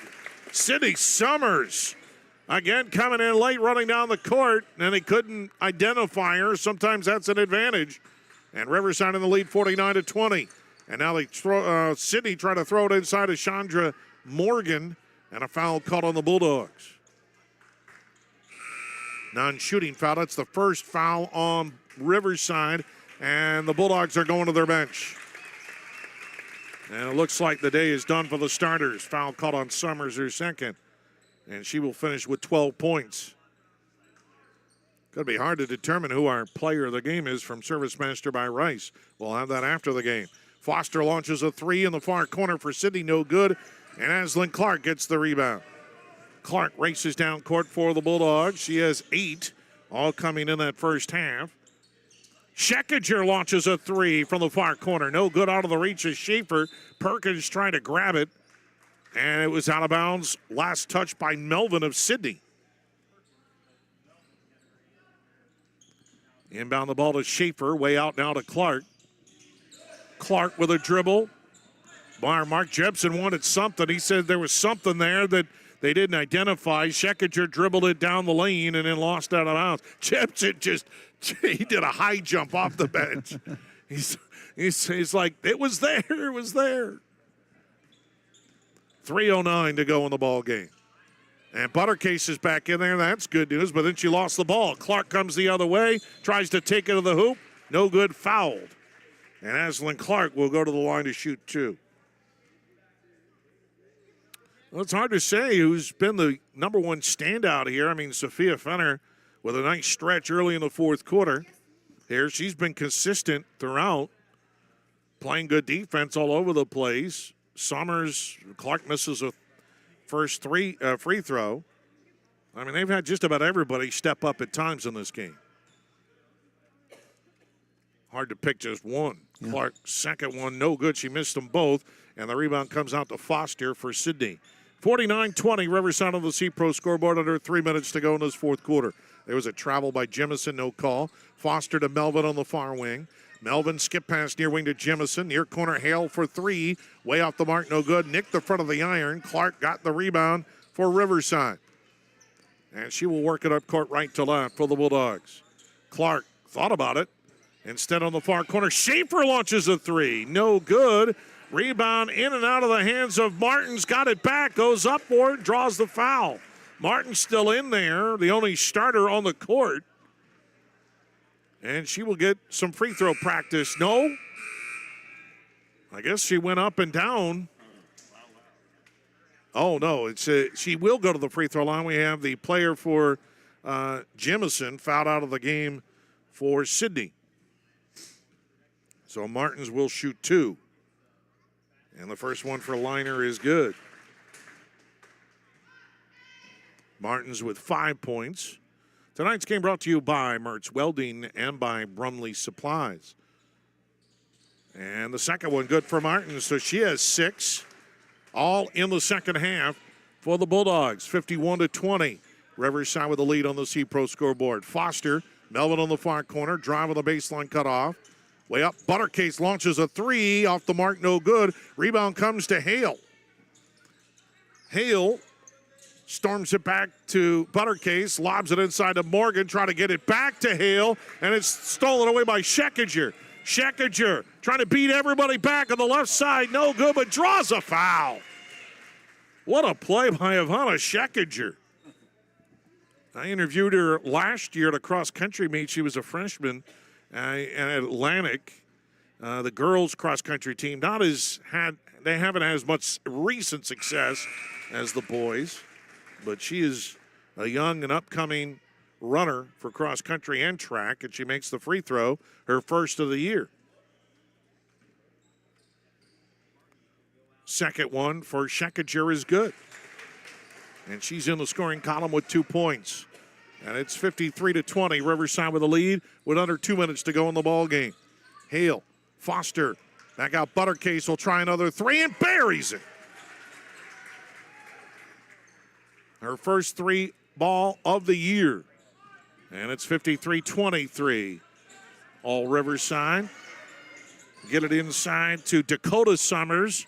Got it to Schaefer, shot up, no good. Fight for the rebound. Casey Perkins going for it. And we got a whistle. And a foul on somebody. It might be on Casey Perkins. It is. It's an offensive foul on Casey. Just a little too aggressive. He can't go through another player to get a loose ball. 1:30 to play. And Buttercase in the front court. Schaefer out on her on the near wing. Inside, they try to get it off, and there's like a tie-up with 4 players. 4 players had a hand on that basketball. Arrow to the Cowgirls. Foster will inbound the ball underneath their own basket.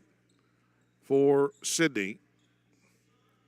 Coming up in between games, our Outfitters Plus Outlet Store Coaches Show. We'll hear from Riverside head coach Nick Crone. She's just holding on to the ball, hands it off. Clark launches a three, no good. Fight for the rebound to Buttercase. Back to Foster for three. That's no good. And the long rebound trickles to the near corner. Tracked down by Clark. Inside, back outside. Three ball is an air ball by Hale. And the long rebound tracked down by Foster. Lob pass inside to Hale from Buttercase, and it's knocked out of bounds by Schekinger. Under a minute to go now in the ball game. Sidney will fall to 2-5 of the season. Riverside 8-1. Far from a perfect game for them, but they will walk away with a victory. Buttercase to the free throw line, to the left side, underhand scoop, air ball. Rebound to Aslan Clark. Clark races down court for the Bulldogs. Clark knocked out of her hands by Hale, recovered the ball. They get in the far corner to Schaefer. Schaefer way up top, Schekinger. Dakota Summers on the near wing to Clark. Clark bounce pass to Schaefer, trying to get it back outside. Loose ball, and Sidney comes up with it with 23 seconds left, and we have a whistle and a foul on the open court, or did it just go out of bounds? I think it was just knocked out of bounds, and it's Riverside ball with 23 and a half seconds. Perkins will inbound the ball to Clark. And pretty much they don't have to shoot it at all. They could just dribble this one out, and we can head to the barn or get ready for the second game. Schaefer on the near wing. There's 10 seconds left. Riverside doesn't look like they're kind of playing, but kind of not. Schekinger dribbling, and I don't think anybody's going to launch up a shot. Nope, nobody is. That's the game. 53-23. Riverside with a win as they go to 8-1 of the season. City falls to 2-5. Coming up, we have Nick Crone talking about the boys' game. We'll get you our Service Master by Rice player of the game. That's coming up after this here on KSOM. Make sure you're getting the best coverage for you at the most competitive rate. Hi, this is Nick Carnes with Brocker Carnes & Carnes. We are an independent insurance agency that offers coverage for your home, auto, life, farm, and everything in between. But mostly we are here to help. As an independent agency, we can shop around for the best rates and coverages from multiple companies. Stop by one of our offices or go to brockercarnes.com for a quote on your insurance. Let Brocker Carnes & Carnes help you get the best coverage at a competitive rate.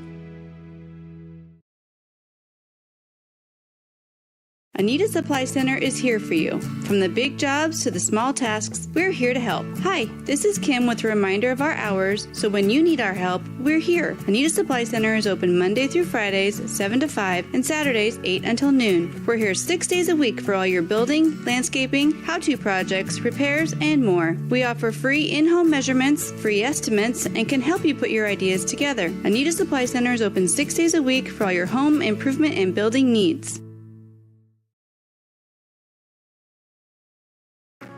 Cass Health in Atlantic, Iowa is a nationally recognized hospital, and we are proud of the awards and all of our recent accomplishments. But do you know what drives us to be the very best? You.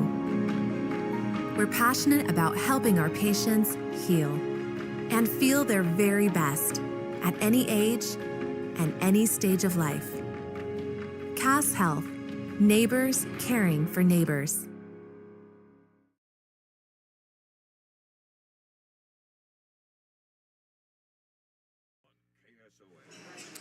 All right, back here at Riverside High School. Chris Varney, Jack McKee final score of the girls game, 53-23 Jack. And I don't think Riverside played their best game, especially in the second half. I thought Sidney's zone defense certainly gave them fits at times, and it gives Mark Jepson something to work on. It's like if we're going to see zone, we're going to have to find a way to crack it.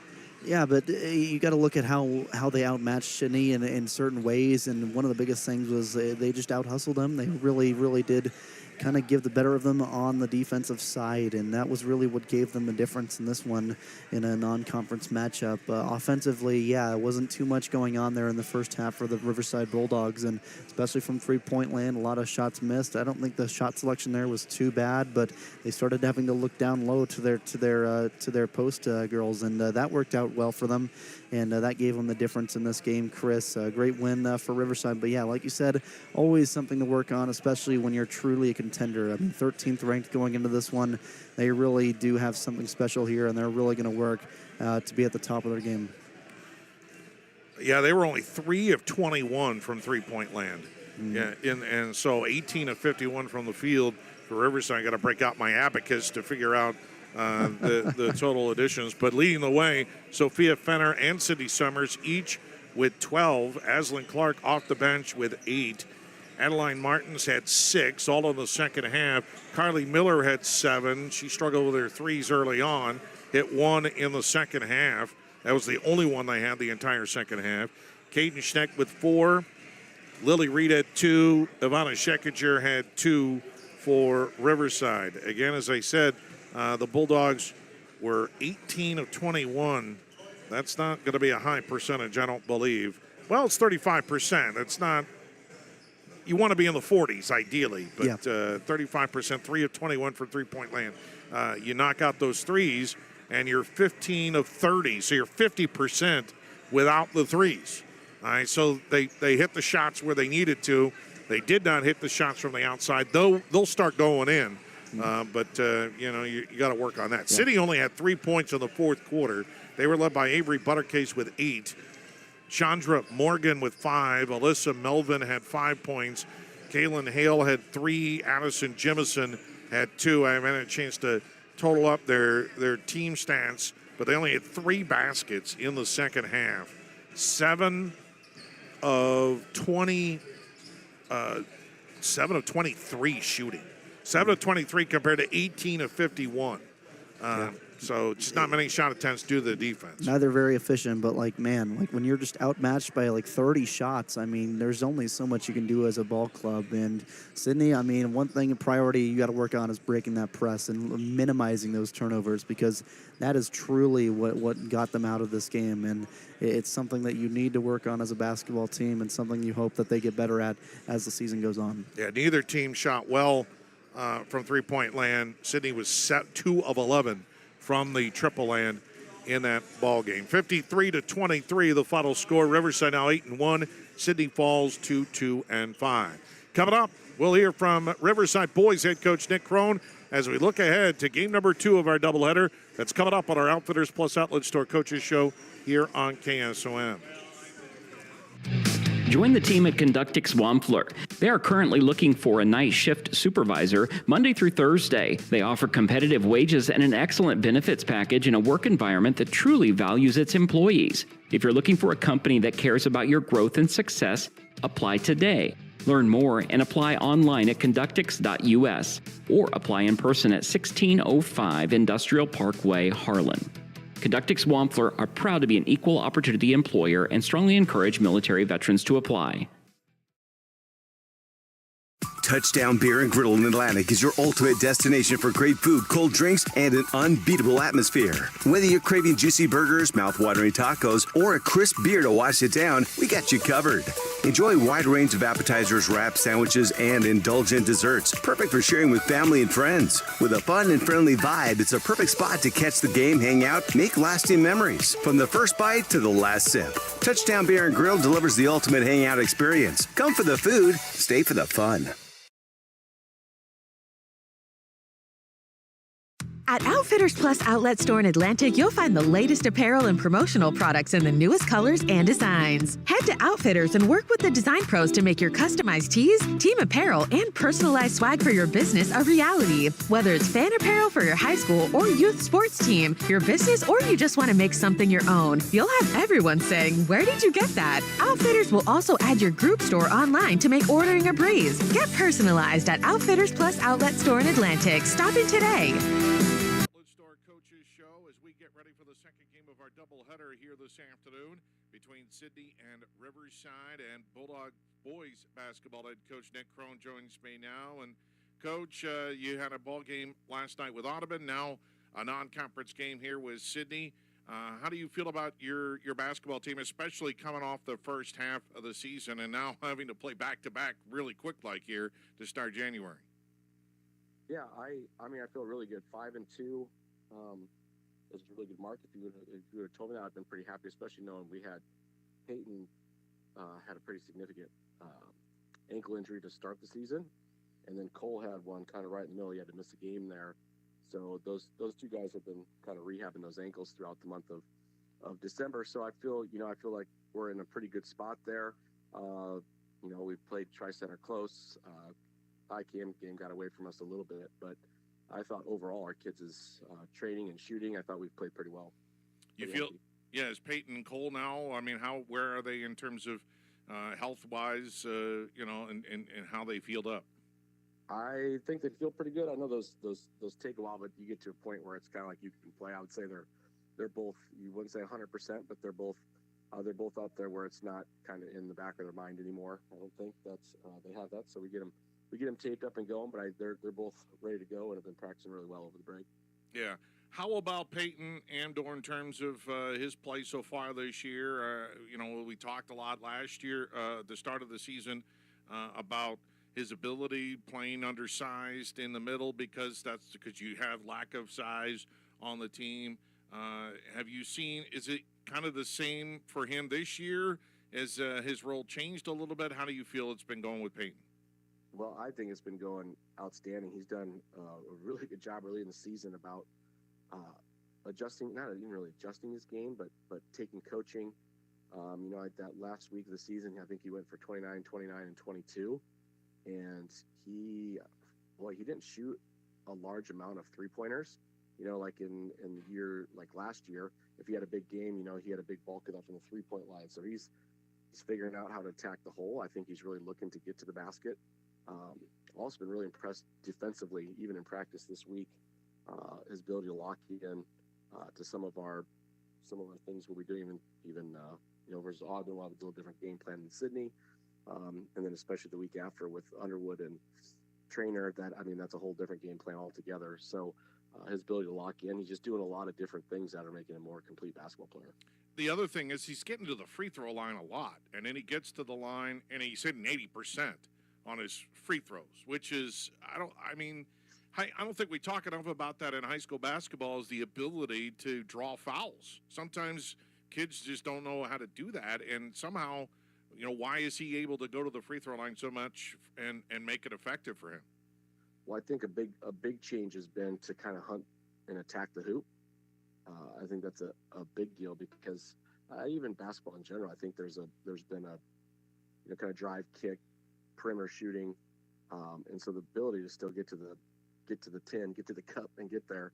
And I think that's what you're seeing is he's accepted the role a lot more of having to get inside. I think like at East Mills played a zone, so he was much more willing to get up into that high post area, turn and face, and then attack. And there's just sometimes you get him like a zone spread out enough, or you get him at 15 and in with that much help side or dig help, and he's kind of a bull. He can give you a bull to the rim. So I think that's his willingness to take that part. I think he's just hunting that part of the game more. I think that makes him a dangerous weapon. I mean, if he's going to the free throw line 30 times, that's pretty impressive, battling inside there. How do you feel about the Henderson boys? It seems like they haven't been able to get going.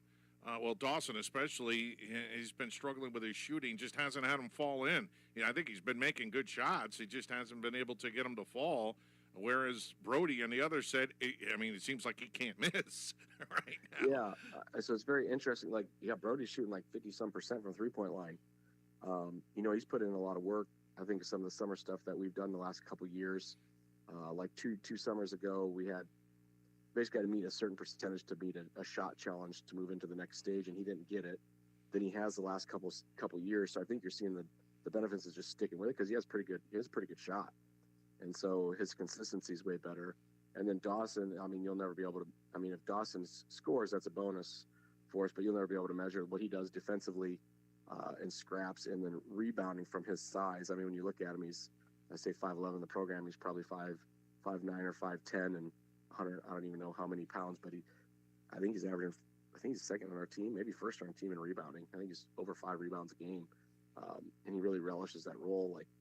So he's still doing all those things, and so yeah, when he kind of gets his stroke pattern down and his shot down, then you'll see him scoring double digits a few more times here. Yeah, he and Peyton Andor right there. Andor slightly ahead, but not by much. They're right there. How do you feel about guys coming off the bench? How do you feel about those your guys there in depth? What have you seen from guys like Cruz Jaquez? We don't talk enough about maybe him and his defensive ability. I mean, he hasn't shot well from the outside, but I think he's a pretty good defender for you. Yeah, the first part of the season, you kind of have a season of thirds. In December, I think you kind of see where you're at as a team. You see some of your strengths and weaknesses, but I think it's also a time you see kind of where your minutes play out.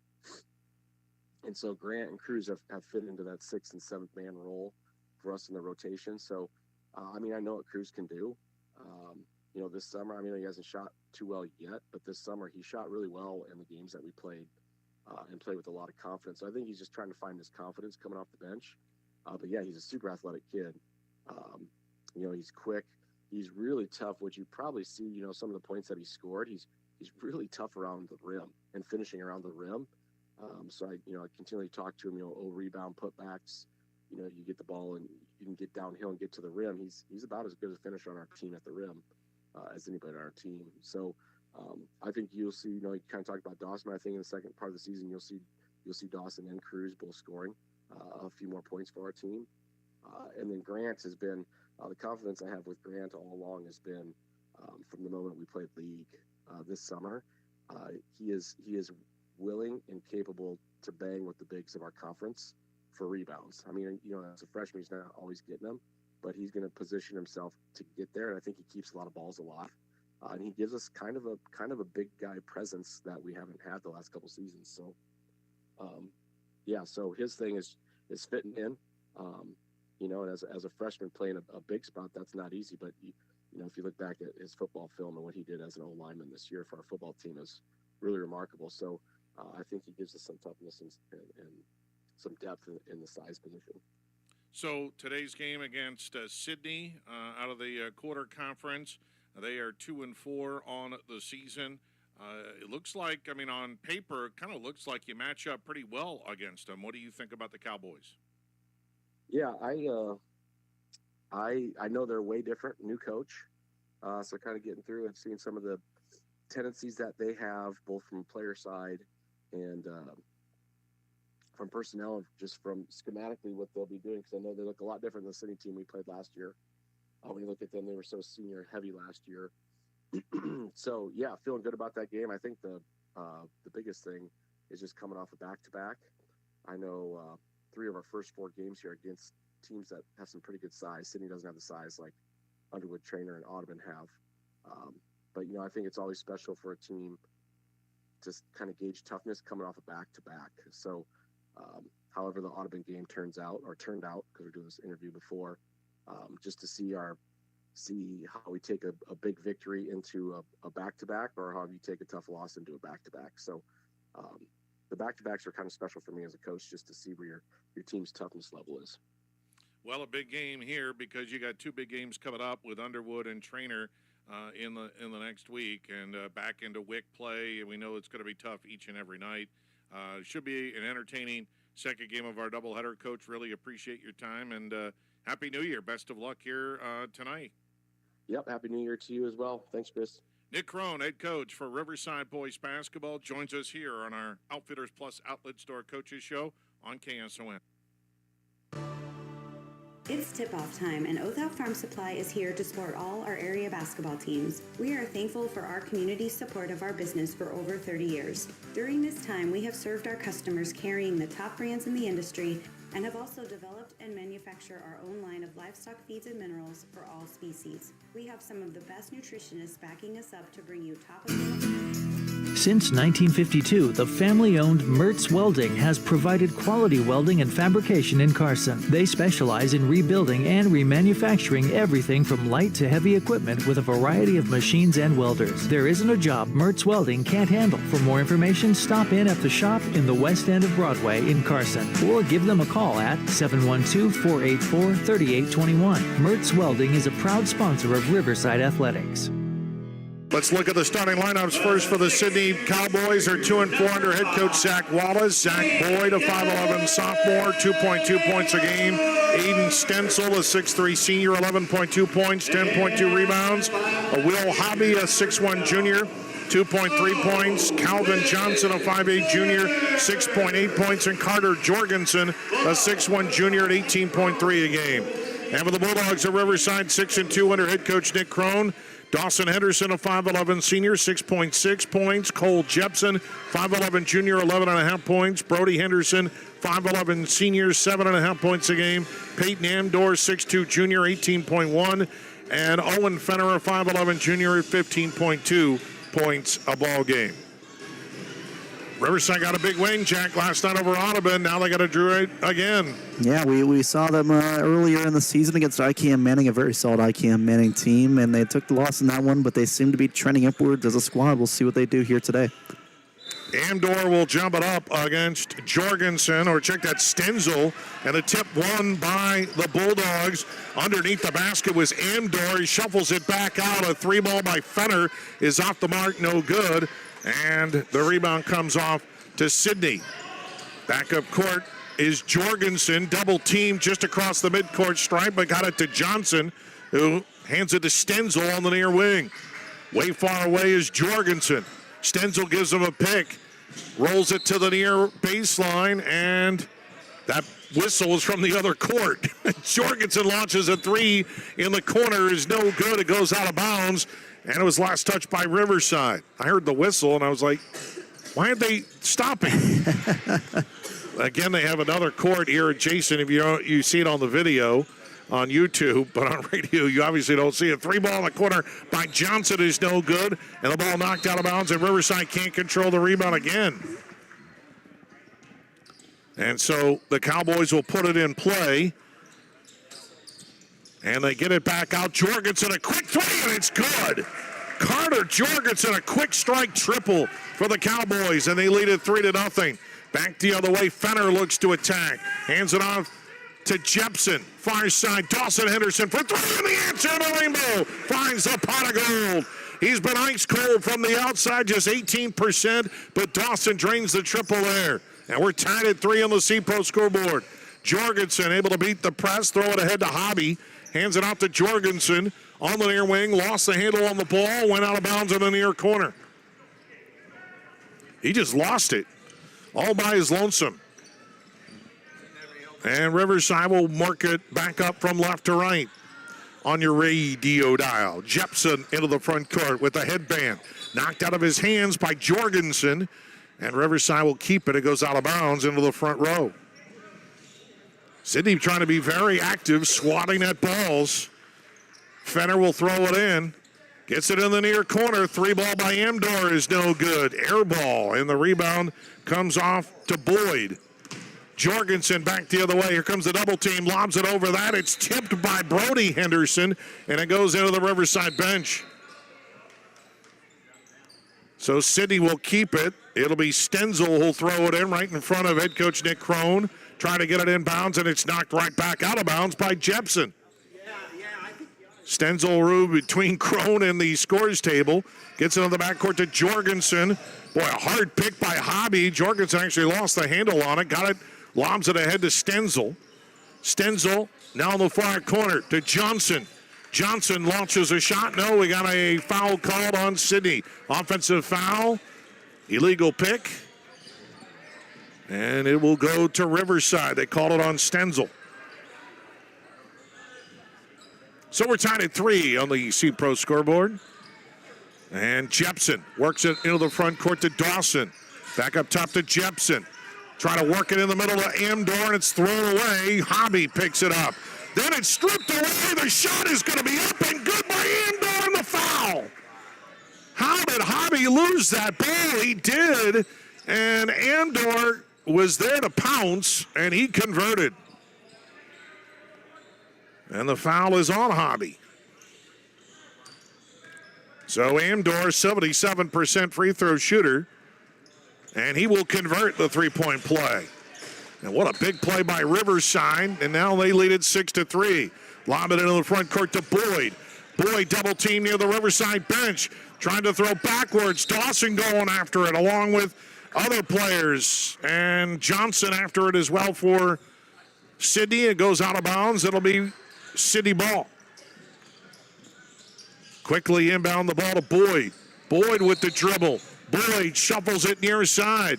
Johnson back to Jorgensen for three. In and out, no good. That was halfway down, but the rebound no good by Stenzel. How did that ball not go down? Back the other way, the lob inside of Dawson Henderson. He got two guys to jump, missed the shot, rebound, and then Dawson just stolen away by Hobby. Back up top to Jemson. Brody for three. Rainbow finds the pot of gold. Brody Henderson has been red hot from the outside of 56% three-point shooter. And it's 9-3 Riverside with the lead. Hobby pivots back and forth. Gets it off to Jorgensen, and it's knocked out of his hands. Nope, we got a whistle. Do we have a foul? We have a foul called on Riverside. First foul on the Bulldogs. And they haven't assigned it to a player yet. Now they do to Cole Jepson. Lob it underneath their own basket to Johnson. Johnson hands it way out now to Jorgensen on the far wing. Jorgensen, back and forth he goes. Jepson staying with him. Jorgensen just dribbling around. He has to lob it up top to Boyd. Boyd with the dribble, way far away. Picks up his dribble now. Dawson was on him. Goes inside, posting up. Stenzel misses it, got it back, and his foul. And Aiden Stenzel staying with it. He'll go to the free throw line for the Cowboys. If I recall right, we saw Aiden Stenzel, pretty good football player with Sidney. It was our first game of the year, wasn't it? Sidney and Exire HK. Week 0. Yeah, week 0 game. First free throw missed by Stenzel. He's only 44% from the line. The foul was called on Dawson Henderson, his first. And Stenzel misses them both, and Amdor gets the rebound for Riverside. Ahead to Jepson. Jepson doesn't have numbers, waits for teammates to catch up. Trying to penetrate to the top of the key. Bounce pass to Henderson. Far side of Brody. Brody skips it near side to Fenner. Back out Jepson for three. No good. Long rebound out to Johnson. Johnson will race down court. And it's stolen away by the Bulldogs. Fenner. Far side. Brody for three. No good. That was Dawson for three. Andrew the rebound. Puts it up. No good. And the rebound to Jorgensen. And now double team of the backcourt. We're going to have a reach in over the back called on Dawson Henderson, and that'll be his second personal foul. So that might have to get Dawson to the bench. And Cruz Jaquez will come in for the Bulldogs with the second foul on Dawson Henderson. Jorgensen on the backcourt for the Cowboys. Crosses the timeline. Jepson trying to stay with him. Jorgensen still with a dribble. Here comes the double team by Fenner. Jorgensen juggles. He lobs it. It's stolen away by Amdor. Amdor 3-on-1 to Jaquez. He lays it up and in. And 11-3 Riverside on the C-Pro scoreboard with 3.5 to go in the opening quarter. Well, that opening three by Sidney, and it's been an 11-0 run. There's a lob pass, dangerous, but it comes to Boyd. Top of the circle. Shuffles it back to Jorgensen. Boyd trying to set a pick. Lob pass near side to Stenzel. Stenzel in the lane with the right hand. Banks it and rolls around and in. So after the 11-0 run, Stenzel ends that. Sidney badly needed to stop the bleeding. 11-5, Riverside with the lead. Jepson. Brody on the far wing for three. No good. Nobody blocked out Fenner, and he got the rebound. Fenner gets it back on the near wing for three. No good. And Riverside misses two in a row. Sidney gets the long rebound. Jorgensen whips it all the way front court. Finds Stenzel. Stenzel on Riverside got back on defense. Jorgensen on the far wing did a hop, no travel. Launches a long three, way short. Long rebound comes out to Brody Henderson. Brody back into the front court. Jepson running on the left side. No good. Fenner was there, and we got a foul call on somebody. I think it's going to be on Sidney. Fenner was there on the rebound. I think it was on Jepson, yeah, before the rebound. Well, Jepson on the running shot, yeah, before that rebound. And the foul is called on Calvin Johnson, Megatron himself. And the free throw by Jepson is good. What a name. Well, of course, Calvin Johnson is a Hall of Fame wide receiver, long time for the Detroit Lions, and his nickname was Megatron. So you got to call Calvin Johnson for Sidney Megatron. He's a Megatron cowboy. Jepson hits them both. And it's 13-5, Riverside with the lead. Stenzel now carrying it up court.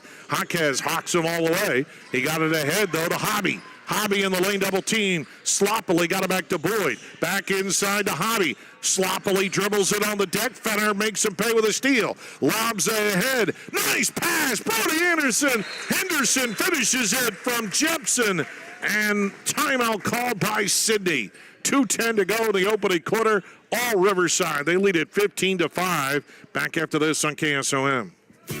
For farm supplies, see Bromley Supplies in Carson.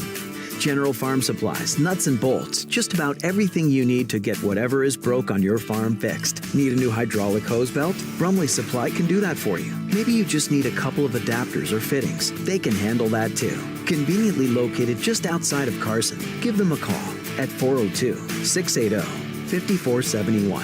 For all your farm supply needs, Bromley Supplies in Carson. Stein delivers more new genetics faster. Our focus on delivering higher yielding genetics faster than the competition is why we have released more new Enlist E3 lines in the past 5 years than any other seed company. For elite genetics paired with simple, flexible, and effective weed control, plant Stein Enlist E3 soybeans. Stein has yield. 45 years of yield. Learn more at steinseed.com. For more information, contact Trey Bricks at 712-249-2503. Johnson in the backcourt. Catches it on the lob. Races down court. He travel with it. He just dribbled right into a double team right at midcourt and was looking to throw it ahead. And there were too many Bulldogs between him and Hobby. And he turned it over. Back the other way comes Jepson. Jepson. Near side to Amdor on the wing. The zone rotates. Backdoor. Brody off to Jepson, and he lays it up and in. Great ball movement on the rotation on defense. And now it's stolen away by Brody Henderson. Amdor. Brody fakes the three. Drives baseline. Floater. And it goes in. What a steal. Brody Henderson. Jepson a floater. Brody a floater. Back the other way comes Jorgensen, and he has to lob it all the way back out to Stenzel. And Riverside leads 19-5 on the C-Pro scoreboard. Back the other way, Hobby to the high post. Near side Jorgensen. Can't get away from Jepson. He's going to see Jepson in his nightmares tonight. Jorgensen able to shovel it all the way back to Boyd. Boyd way far away. Boyd almost shoveled his pivot foot. Jorgensen, 2 on the shot clock, launches a long-range 3. No good. Long rebound out to Brody Henderson, and he gets it all the way. Amdor misses the layup. And we got a foul on the rebound. I think it's going to be on Jaquez. I think Amdor went for a dunk there, Chris. I think he meant rim there. Yeah, he didn't get the dunk nowhere near. Jaquez picked up the personal foul. Johnson in the backcourt to Stenzel. Stenzel by the scorer's table. I don't know where he's dribbling it to, but he got bailed out on a foul by Jepson, I believe, or did it go out of bounds? I think it was out of bounds off of Jepson, no foul. No, they did get a foul on Jepson, and that's his second personal foul. So Dawson Henderson and Cole Jepson each with 2 fouls for Riverside. And Jorgensen gets into the backcourt. We're throwing a hard pick there was Hobby, but staying with it is Jaquez or Fenner. Going inside is Jorgensen. He lost the handle on it. Loose ball. Who's got it? I got it. It's going to be a tie-up, and the arrow will go the other way to Riverside. Jorgensen just a little out of control that time. And Owen Fenner works it back the other way for the Bulldogs. His sister, Sophia Fenner, was the Service Master by Rice Player of the Game. We had an interview with her in between games. Oh, nice backdoor to Amdor, and he lays it up and in. Nice pass from Jaquez, and Amdor made it easy. He's got 5. 21-5. Riverside with a lead. 9 seconds left. Jorgensen on a lob pass. Can't track it down on the far side near the scores table, and Riverside will keep it. They'll get a last shot attempt maybe with 6.6 seconds. Amdor to Fenner. Brody Henderson. Fenner's got to launch it at the buzzer. No. And we're done with 1. On the C-Pro scoreboard, all Riverside. They lead at 21-5. Back after this on KSOM. When it comes to your investments, I know you have a choice. Hi, I'm Mark Smith, a certified financial planner and registered investment advisor with Principal Financial Group. Today, I want to say thank you, Southwest Iowa. Thank you for allowing me the opportunity to serve the community for 39 years. Over the years, you've given me the opportunity to get to know you and your family. Thank you for your trust, your confidence, and most of all, your relationship. If I can help you with your financial plan, please give me a call at 712-243-2466. Mark Smith, Principal Financial in Atlantic.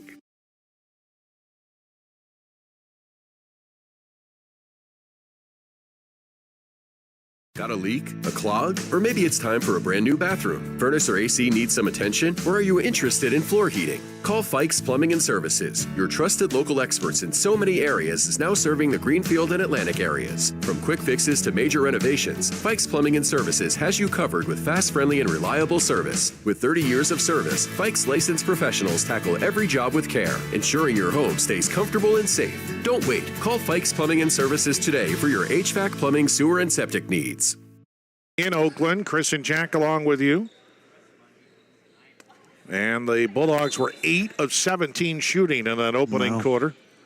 Just a shade under 50% there.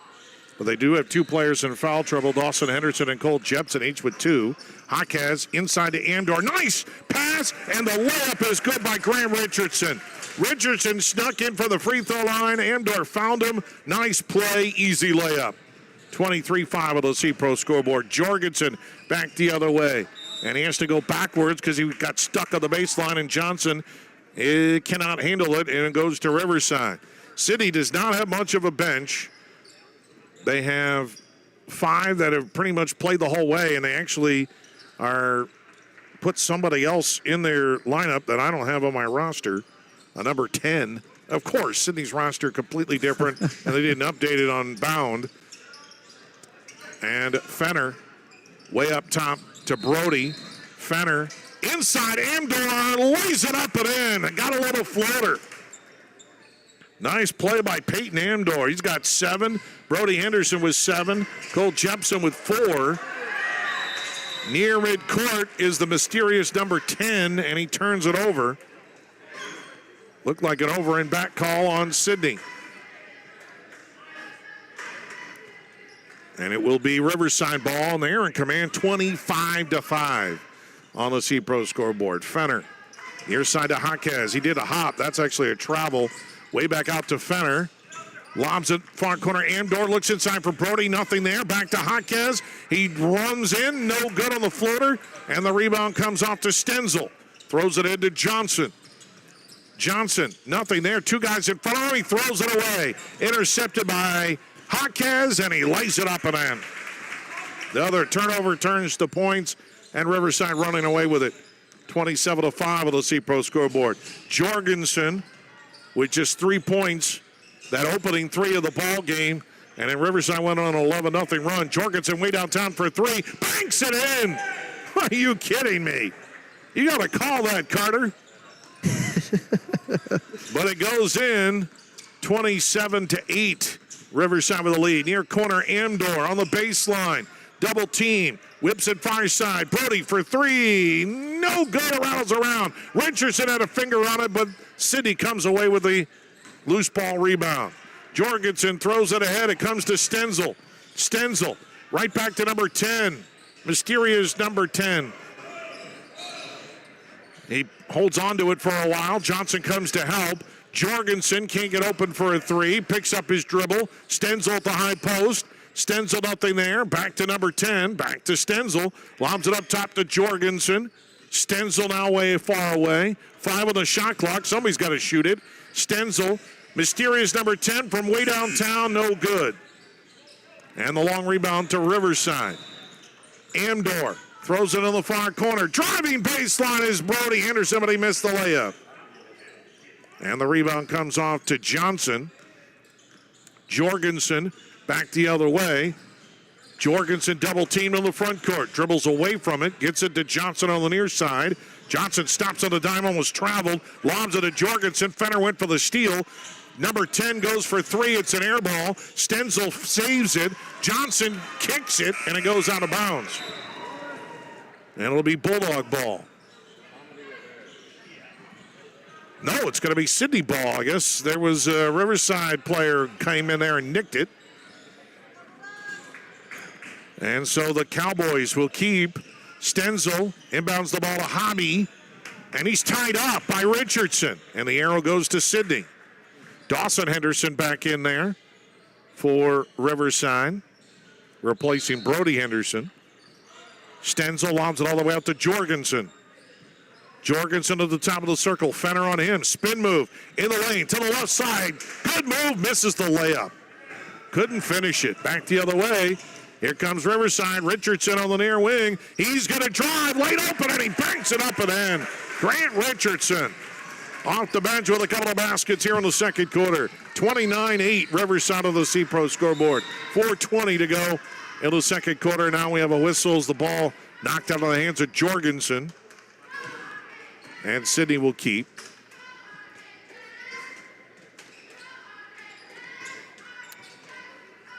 They're only showing, like, they got 5 players on the court, Sidney, and there's only 3 other guys on the bench. So a very short bench for Sidney. Driving the lane, Stenzel, and he just ran into, I didn't see which player was that. It's going to be a charge called against Stenzel. I didn't see who he ran into, but Riverside able to draw the charge. And it's a second foul on Stenzel. Back the other way is Dawson Henderson. Jorgensen with a little reach, but he got it to Fenner. Near corner to Jaquez. One dribble and a zone defense here for Sidney, so they switch off. Richardson backdoor to Andor. Tried an off-balance layup. No good, but he's fouled. Again, Andor working hard on the baseline, finding opportunities, and he'll go to the line. Andor, and he's going to the line a lot this year. It's something I talked about with Nick Crone, is he finds a way to, if he doesn't get baskets, he finds a way to initiate contact and get chances at the free throw line. Yeah, and he's seen a lot of great opportunities there on the baseline. It was great vision there by Richardson to see him down low. A very agile, very great finisher in Amdor. And he hits the first free throw. He's 77% from the line. He's got 8 right now for Riverside and looking for 9, and he does. So Andor leading the way for Riverside with 3:50 to go in the second quarter. Is all Bulldogs, 31-8 on the C-Pro scoreboard. Tip ball, Jorgensen's long pass intercepted by Dawson Henderson. Gets it ahead to Cale Jepson. Lobs it far side. 3 ball on its way. Rainbow finds the pot of gold for Peyton Andor. And Andor putting on a show for the Bulldogs, 34-8. Riverside with the lead. Long, good catch by Boyd in the front court. Almost traveled with it. Got on a one-hand catch by Stenzel. Shot in the lane. Good with a right hand. One-handed shot by Eden Stenzel. 34-10 Riverside. Ahead to Richardson on the near wing. Back out to Jepson. Free throw line up top. Andor another 3. Bam! 2 in a row by Peyton Andor. What a game for the junior. And now a steal. Jepson is blocked by Stenzel. Jepson gets it back. Pump fake up and in.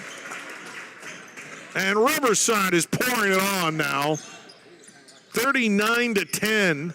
Bulldogs with the lead. We're not at running clock yet, but it's getting close. Jorgensen throws it back to Robbie. Jorgensen in the corner for 3. No good.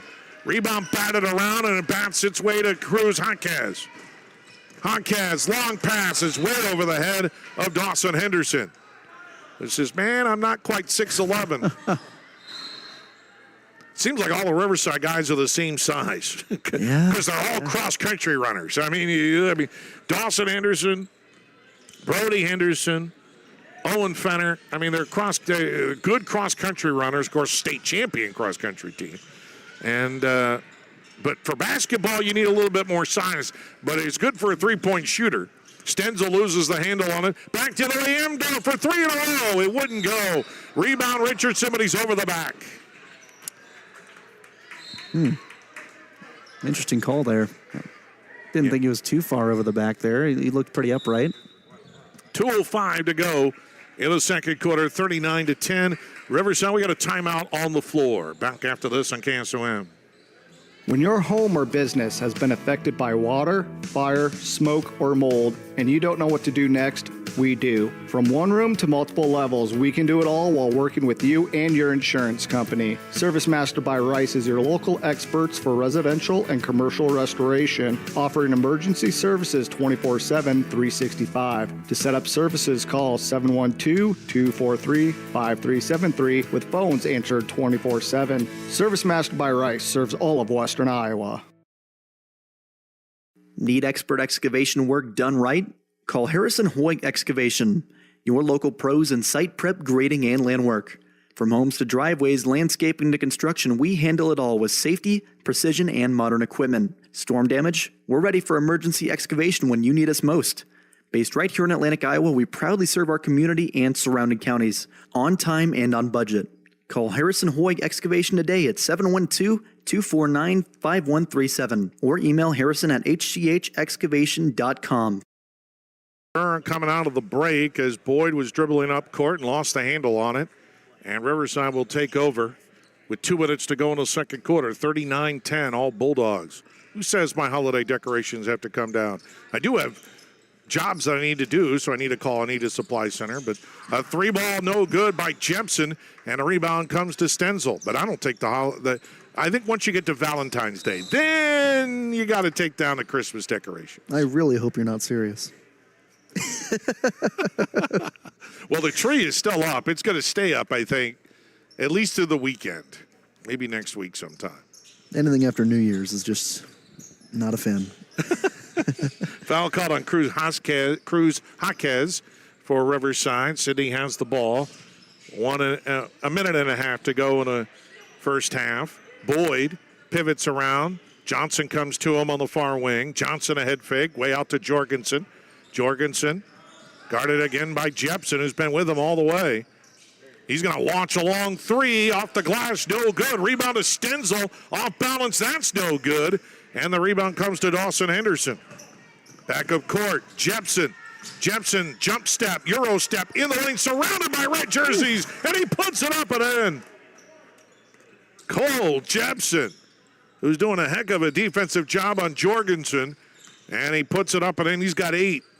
And there's under a minute to go, 51 seconds left, and then the ball squirts near side and goes out of bounds, and I think it's going to be a Riverside ball. Yeah, it was full court pressure there. Pass was offline there, and Riverside got it. 41-10. Riverside with the lead, only 4 away from the running clock on the C-Pro scoreboard. Long pass far side to Dawson Henderson. Back out to Jepson. Dawson now on the far wing. Back to Jepson. Just playing a little catch there. Dawson runs underneath the basket. Jaquez with a little hop, no call. Double team him. Got it to Jepson.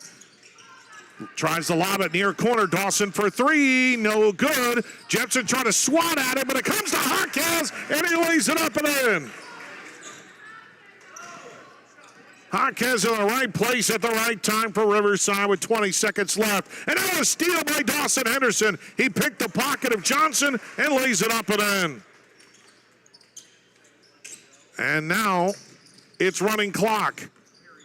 But we're coming to the last 7 seconds. Stenzel in the backcourt. Double team, throws it away. Jaquez throws it into Jepson, and he can't beat the clock. And that's the end of the first half.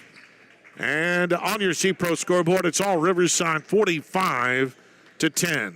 Back after this here on KSOM. Since 1952, the family-owned Mertz Welding has provided quality welding. Need expert excavation work done right? Call Harrison Hoyt Excavation, your local pros in site prep, grading, and land work. From homes to driveways, landscaping to construction, we handle it all with safety, precision, and modern equipment. Storm damage? We're ready for emergency excavation when you need us most. Based right here in Atlantic, Iowa, we proudly serve our community and surrounding counties, on time and on budget. Call Harrison Hoyt Excavation today at 712-249-5137 or email harrison@hchexcavation.com. Where will you be in 2, 5, or even 10 years? Do you dream of a more fulfilling career with greater earning potential? Let Iowa Western help you achieve those goals. This is Cindy Wetterland, Iowa Western Cass County Director, and all of our Iowa Western instructors are dedicated to your learning, growth, and advancement towards reaching your greatest potential. The Atlantic Center offers a wide variety of college credit coursework with small class sizes to maximize your experience and opportunity to excel. Start working towards your degree by stopping into Iowa Western Cass County Center to change your future today.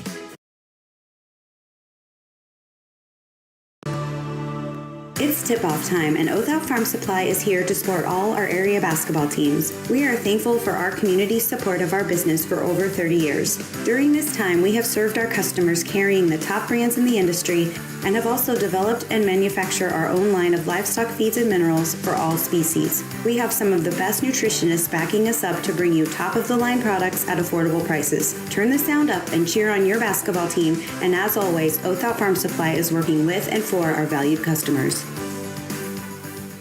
United Group Insurance. People you know and people you trust. Because we are local in Southwest Iowa with offices in Red Oak, Atlantic, Griswold, and Shenandoah. Our team of agents will find the perfect policy for your needs from the wide variety of carriers that we work with. We offer policies for home, auto, life, farm, health, and commercial with vast experience in both hail and crop insurance. Learn more at UnitedGroupINS.com. Just dominating Riverside. Just looks like they can do whatever they want to really out there. Yeah, it's just not much to take away here from this first half. It really is just a Sidney Cowboys team that clearly came into this game outmatched. And Riverside, they're looking really, really solid, much more solid as compared to the last time we were here against a very, very tough IKM Manning team. And I mean, you're not dealing with a Ben Ramsey on the other team. It makes Riverside look really, really, really good. And Sidney, yeah, they're just having troubles again with that full court pressure. I mean, it's pretty much the same thing we saw in the girls' game. The Riverside boys are bringing on to the Cowboys here, and just focus on making those good passes and trying to get more offensive possessions. That's where they start in this second half here. But really, there's not much they can do at this point. Riverside clearly just in control of this game, and they looked really solid so far, Chris. In the first game, it was all Riverside girls winning over the Cowgirls, 53-23. Our Service Master by Rice player of the game was Sophia Fenner. We have an interview with her on our YouTube channel right now, so you might want to check that one out as well. Don't forget to like and subscribe our YouTube channel, Western Iowa Today TV. Fenner and Sydney Summers each led the way with 12. Aslan Clark added 8 for Riverside as they improved to 8-1 on the season. For Sidney, no one in double figures, but their leader scored 8 points, and I think it was Dowling. Her name was Dowling Griddle, the daughter of the head coach, who did not play at all before the break, and she led the way with 8 points for Sidney. 53-23 in our UGI halftime. We're back with more here on KSOM. Make sure you're getting the best coverage for you at the most competitive rate. Hi, this is Nick Carnes with Brocker Carnes & Carnes. We are an independent insurance agency that offers coverage for your home, auto, life, farm, and everything in between. But mostly we are here to help. As an independent agency, we can shop around for the best rates and coverages from multiple companies. Stop by one of our offices or go to brockercarnes.com for a quote on your insurance. Let Brocker Carnes & Carnes help you get the best coverage at a competitive rate.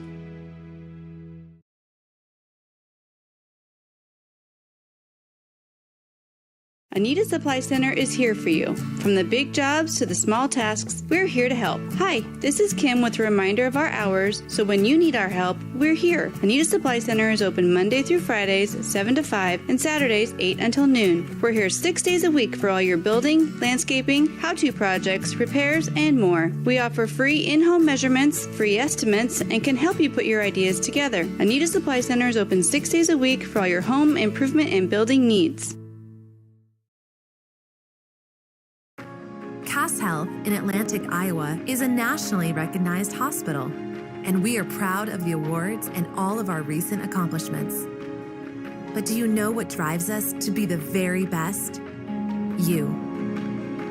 We're passionate about helping our patients heal and feel their very best at any age and any stage of life. Cass Health, neighbors caring for neighbors.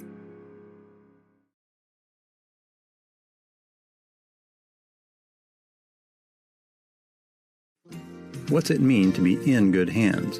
It means you get an expert agent who's in it for the long haul. We'll get to know you and be there for you as your coverage needs change. I'm Craig Hummel at Hummel Insurance Services, and we work with Allstate Insurance. Let us help you choose the right amount of protection to meet your needs and see for yourself what it means to be in good hands. Call Hummel Insurance Services or stop in anytime.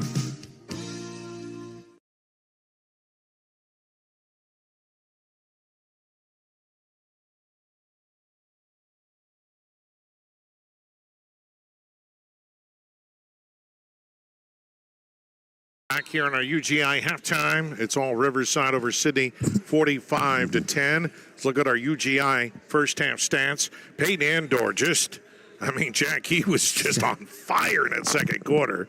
He hit back-to-back threes, and that third one almost darn near went in. Man, he's just one of those scorers that can do it from anywhere. Just such an athletic player, and he's going to go into every game making a true impact. He has 15 points to lead Riverside. Cole Jepson with 8. Cruz Jaquez has 6.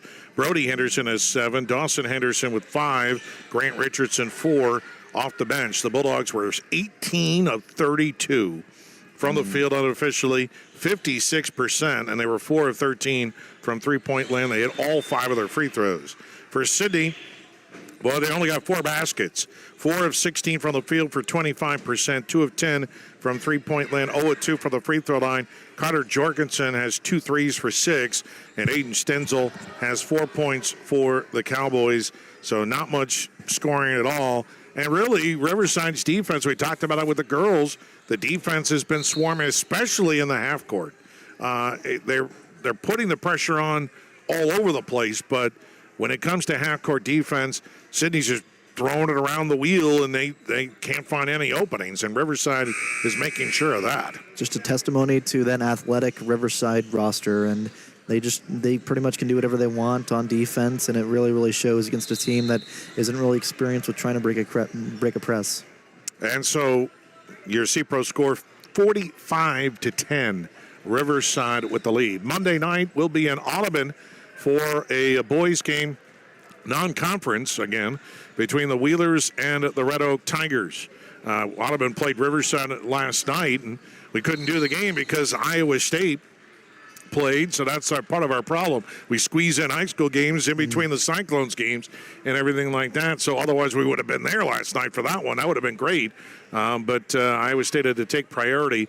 But we'll get them both in. Yes, we will. Riverside today and Audubon on Monday, so that'll be 7:30. And then Tuesday, we'll see Nottoway Valley for the last time this season as they head to Corning to play Southwest Valley in a Pride of Iowa Conference doubleheader, and that'll be Tuesday here on KSOM. That does it for our UGI halftime, 45-10. Riverside in command. Second half coming up here on KSOM. Join the team at Conductix Wampler. They are currently looking for a night shift supervisor Monday through Thursday. They offer competitive wages and an excellent benefits package in a work environment that truly values its employees. If you're looking for a company that cares about your growth and success, apply today. Learn more and apply online at conductix.us or apply in person at 1605 Industrial Parkway, Harlan. Conductix Wampler are proud to be an equal opportunity employer and strongly encourage military veterans to apply. Touchdown Beer and Grill in Atlantic is your ultimate destination for great food, cold drinks, and an unbeatable atmosphere. Whether you're craving juicy burgers, mouth-watering tacos, or a crisp beer to wash it down, we got you covered. Enjoy a wide range of appetizers, wraps, sandwiches, and indulgent desserts, perfect for sharing with family and friends. With a fun and friendly vibe, it's a perfect spot to catch the game, hang out, make lasting memories. From the first bite to the last sip, Touchdown Beer and Grill delivers the ultimate hangout experience. Come for the food, stay for the fun. At Outfitters Plus Outlet Store in Atlantic, you'll find the latest apparel and promotional products in the newest colors and designs. Head to Outfitters and work with the design pros to make your customized tees, team apparel, and personalized swag for your business a reality. Whether it's fan apparel for your high school or youth sports team, your business, or you just want to make something your own, you'll have everyone saying, "Where did you get that?" Outfitters will also add your group store online to make ordering a breeze. Get personalized at Outfitters Plus Outlet Store in Atlantic. Stop in today. Here on KSOM. Chris, Varney, Jack, McKee along with you. And Riverside in command over Sidney 45-10. Again, the girls won easily 53-23. And the same starters out there for the Dogs, both Hendersons, Jepson, Amdor, and Fenner. And the same five for Sidney, Boyd, Stenzel, Hobby, Jorgensen, and Johnson. You can just tell how athletic they are, the Riverside Bulldogs. I mean, they look like they can go out and run marathons right now. 3-2 zone here for Sidney. Far corner to Fenner. In the middle, falling down almost was Brody. He almost got tied up by two players. Getting back up top to Dawson. Dawson and Brody on the far wing. Fake the three. Nothing there. Skip pass. Dawson had to catch it. Body in his face. Fenner drives. Off balance. Off the glass. No good. Fenner got it back. Near corner. Jepson for three. Rainbow finds the pot of gold. Jepson drains it.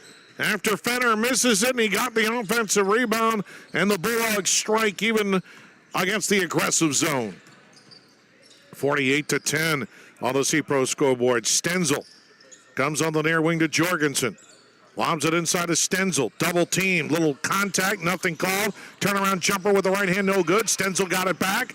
Jorgensen covered at the top of the circle by Jepson. Boyd launches a three. Way short.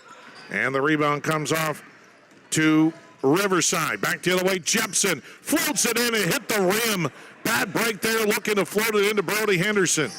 Back the other way. Jorgensen almost has it stripped. Boyd on the near wing. Boyd inside. Triple team to Stenzel. Gets it back to Boyd, but he can't save it. Went over his head out of bounds.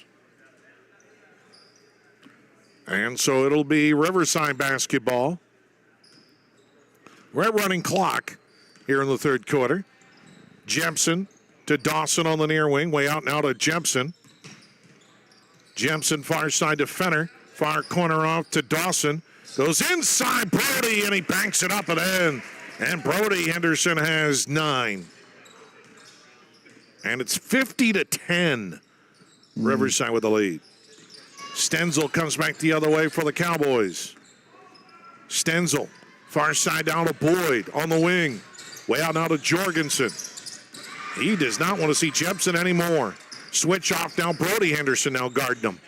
Jorgensen, dribble to the right side. Floater up, partially blocked. A whistle and a foul called on Riverside. Well, Jorgensen decided to drive on Henderson that time. The switch off to Brody. And I'm sure Jorgensen's like, just get me away from Jepson. Free throw is no good by Carter Jorgensen, who's an 81% free throw shooter. Tonight's game brought to you in part by Brumley Supplies and by Mertz Welding. And Jorgensen hits the second one, so he's got 7. It's 50-11. I don't usually see that score too much in my travels of high school hoops. Fenner, way far away on the far side. Far corner. Jepson launches a three. Rainbow finds the pot of gold. Jepson with 14. Oh, man. He's making a case for Sarah's Master by Rice player of the game with his defense on Jorgensen and his shooting back-to-back threes here in the quarter. Jorgensen gets it on the far corner. Now guarding him is Amdor. Jepson comes to double team him, so he throws it away to Boyd way up top. Boyd with the dribble. Boyd on the high post, low post. Staying in front of him, Dawson. Boyd forces it up, no good. Rebound to Dawson Henderson. Great defense by the senior. Back the other way, Jepson. Near side, 3-ball on its way by Amdor is no good. Rebound to Fenner. Near wing, Brody for 3. Rainbow finds the pot of gold. Brody Henderson, he's got 12. 56-11, Riverside with the lead on the C-Pro scoreboard with 4.5 to go in the third quarter. Jorgensen way far away for Sidney. Jorgensen with a dribble to the high post. Jorgensen floater with the left hand is no good. Rebounded Dawson Henderson. Races back the other way, gets it ahead, and the layup is good by Brody Henderson. Dawson to Brody. And this is a showtime for Riverside. 58-11, the halfway point of the third quarter. Stenzel back the other way for the Cowboys. Stenzel got it by Dawson Henderson. Whips it way out to Boyd. Boyd with the dribble. Got it by Brody Henderson. Shovels it back to Jorgensen. Now Brody on him. Jorgensen switch off to Dawson. Jorgensen has nowhere to go. Has to get it back out to Johnson. His first touch in a while. Johnson back out to Robbie. Shot clock just went out, and they didn't even, I lost track of it. They did too. That's not my job. It's their job, but I should have known that the shot clock was running out. They forgot all about it. Yeah, it's still quite new, but yeah, sometimes you just kind of forget about it. Sidney didn't even attempt to beat the shot clock. It just ran out on him. Back the other way, Amdor in the middle of the zone to Jepson. Jepson jump step back to Dawson. In the corner, Brody for 3. No good. Fenner going up, but Amdor grabs the rebound. Underneath the basket, layup no good. Got it back, got in the foul. Payne Amdor working hard on the glass. And he'll have a chance at a three-point play. And I wonder how long head coach Nick Crone will go with his starters now. As Andor will go to the free throw line to try and complete the three-point play. Boy, Jepson, Henderson, Amdor, they are just dominating in this third quarter. The free throw no good. One of the few mistakes by Riverside on this one. 60-11, Bulldogs with the lead. Corner is Jorgensen, double team, nowhere to go with it. Lobs it, good catch by Stenzel. He double team, back to Jorgensen. To mysterious number 10, who we forgot to check on at halftime. Got it back to Jorgensen, launches a 3, and it's good. Carter Jorgensen. He still had time on the shot clock, but he lost it anyway. Saw an opening. He took it his third 3 of the day. 60-14. Riverside on the C-Pro scoreboard. Jepson goes way out to Brody Henderson. Far side Fenner. Far corner. Amdor for 3. Rainbow finds the pot of gold. Amdor's third 3 of the day. And he's got 20. 63-14 with 2 minutes to go in the third quarter. Stenzel works it up court for the Cowboys. Near side on the wing to mysterious number 10. To Jorgensen. Lob pass. Stenzel got away and he banks it up and in. Good job by Stenzel on that play. Back quickly comes Fenner. Underneath the basket. He got bumped underneath there and a foul on the Cowboys. And the foul is called on a red uniform. That narrows it down to 5. Either way, Riverside will put it in play. Fenner, jump step, Euro step, banks it up and in. Little scoop with sprinkles on it for Owen Fenner. That's his first points of the game. Really? For Owen Fenner. Yeah, really. 65-16. Fenner's averaging 15 a game, and that's his first points this afternoon. Stenzel drives off balance. He missed it. Rebound to Cruz Jaquez. Jepson back the other way. Jepson, double team, pivots around. Richardson on the far wing now in there. Grant Richardson. Far corner to Jepson. Head fake in the lane. Kick back out. Three ball by Scheckinger. No good. Following up his footer, and he puts it up, and he's trying to catch up. Sure the love. 30 seconds left, 67-16. Riverside on the C-Pro scoreboard. Jorgensen, the number 10. We just got to give him a name. And he misses it. Well, actually, he just lost the ball. Scheckinger goes all the way, and he lost the handle on it. That's Peyton Scheckinger, a 5'11 junior. And it's going to be Sidney ball, and time is going to run out here in this third quarter. 67-16, the score. And we're back after this minute here on KSOM.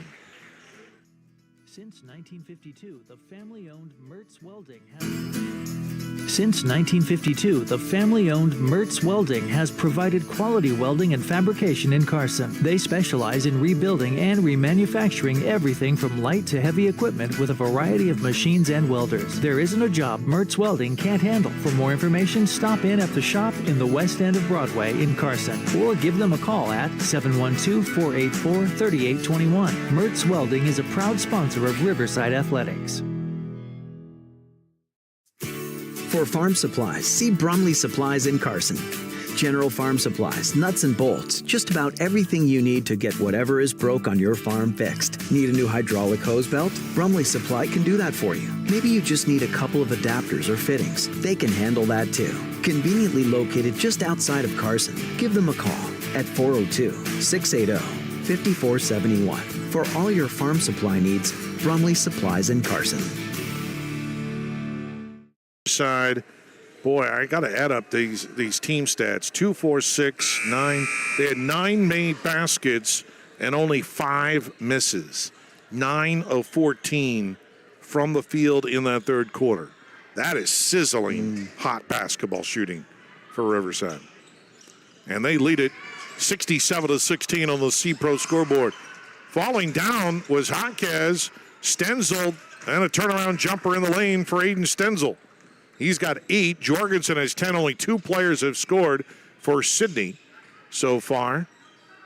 Scheckinger, far corner, over to Zimmerman. In the lane, basket up and good for Richardson. Did a little spin move there, Chris. Very beautiful. Grant Richardson has 6 points, 69-18. And Jorgensen lost the handle on it. He's on the near corner, picked it back up. Lobs it, far side to Boyd now. Boyd lobs it inside. Stenzel got deep, then lost the handle on it. Number 10 will shoot the 3. It's an air ball.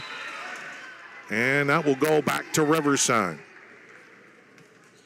Well, Underwood and Trainer is next week for this Riverside team. And it really doesn't get any tougher than that in the WIC. Yeah. I mean, that's Garrett Lutt and the Trainer Cardinals, Garrett Lutt and Underwood, and then Trainer in back-to-back games. That's going to be tough for Underwood, but they got 2 wins here to start off the new year. Scheckinger fakes the 3, drives to the right side, misses the layup. Richardson lost the handle on it, shuffles it back to Scheckinger. 3 ball on its way is no good by Zimmerman, and we got a foul on the rebound. And it's going to go the other way to Sidney. But to get an emotional win like last night, beating Audubon by 2, and Riverside, Audubon, ICAM Manning, they're pretty even. ICAM Manning, of course, thumped Riverside on their home floor here. So that was without Jeppesen, though. Yeah, that was true. They did not have Jeppesen at all in there. Sidney throws it inside, and Riverside knocks it out of bounds. So, Cole Jeppesen, good point, Jack. He missed a game there with an injury, and that did not help matters. And we could see what Jeppesen has done tonight. He has really shut down Jorgensen defensively for Riverside, making a case for Service Master by Rice Player of the Game, which is coming up after the game. Stenzel on the near wing, will drive, cut it back out. Boyd all alone. They dare him to shoot. He misses the 3. And a good block out there by Zimmerman to get the rebound. Scheckinger back the other way for the Bulldogs. Reached there by Jorgensen, and a whip pass to the far side went right through Bennett Huff's hands, but it was last touch by Sidney. Running clock, 5 08 and moving 69-18 on the C-Pro scoreboard, all Riverside. And James McCready is in the ball game now for the Bulldogs. Schekinger at the top of the circle. Inside is Dane Martins. A 3-ball on the far side is no good. Rebound is put up and in. I didn't see who got it. Was that Bennett Huff? I think it was. 22. Yeah, Bennett Huff. And his first points of the night. 71-18, Riverside with the lead. Back the other way, Stenzel. Jorgensen launches a 3. No good. And it came back into the hands of Schekinger for the rebound. Long pass ahead of McCready. McCready, Jorgensen trying to foul him, and he does. Just to stop the clock. Or just to stop play. And it's only the first foul. I mean, at some point you just got to make a foul. Just say, we got to stop and take and get our breath here. I think that's what Jorgensen is saying. I just needed to catch my breath. Riverside is trying to keep that foot on the gas. Schekinger throws it to Huff of the far corner, lost the handle, or excuse me, Zimmerman lost the handle on it, and the Cowboys come back the other way with Boyd. There's a travel, and the layup is good by mysterious number 10, who gets his first points of the night. 71-20. Riverside on the C-Pro scoreboard. Schekinger spinning away from Jorgensen. Tip ball, but it comes to McCready. McCready picked up his dribble. Gets it back out to Huff. Schekinger on the far wing. He drives. Nothing there. Back out. 3-ball like Zimmerman. The rainbow finds the pot of gold. Austin Zimmerman, his first 3 of the year. He was 0-1 coming in. 3:12 to play. 74-20. Riverside will go to 7-2 on the year. Sidney will fall to 2-5. Jorgensen drives. Nothing there inside. Keeps the dribble outside. And whips it all the way back to the top of the circle.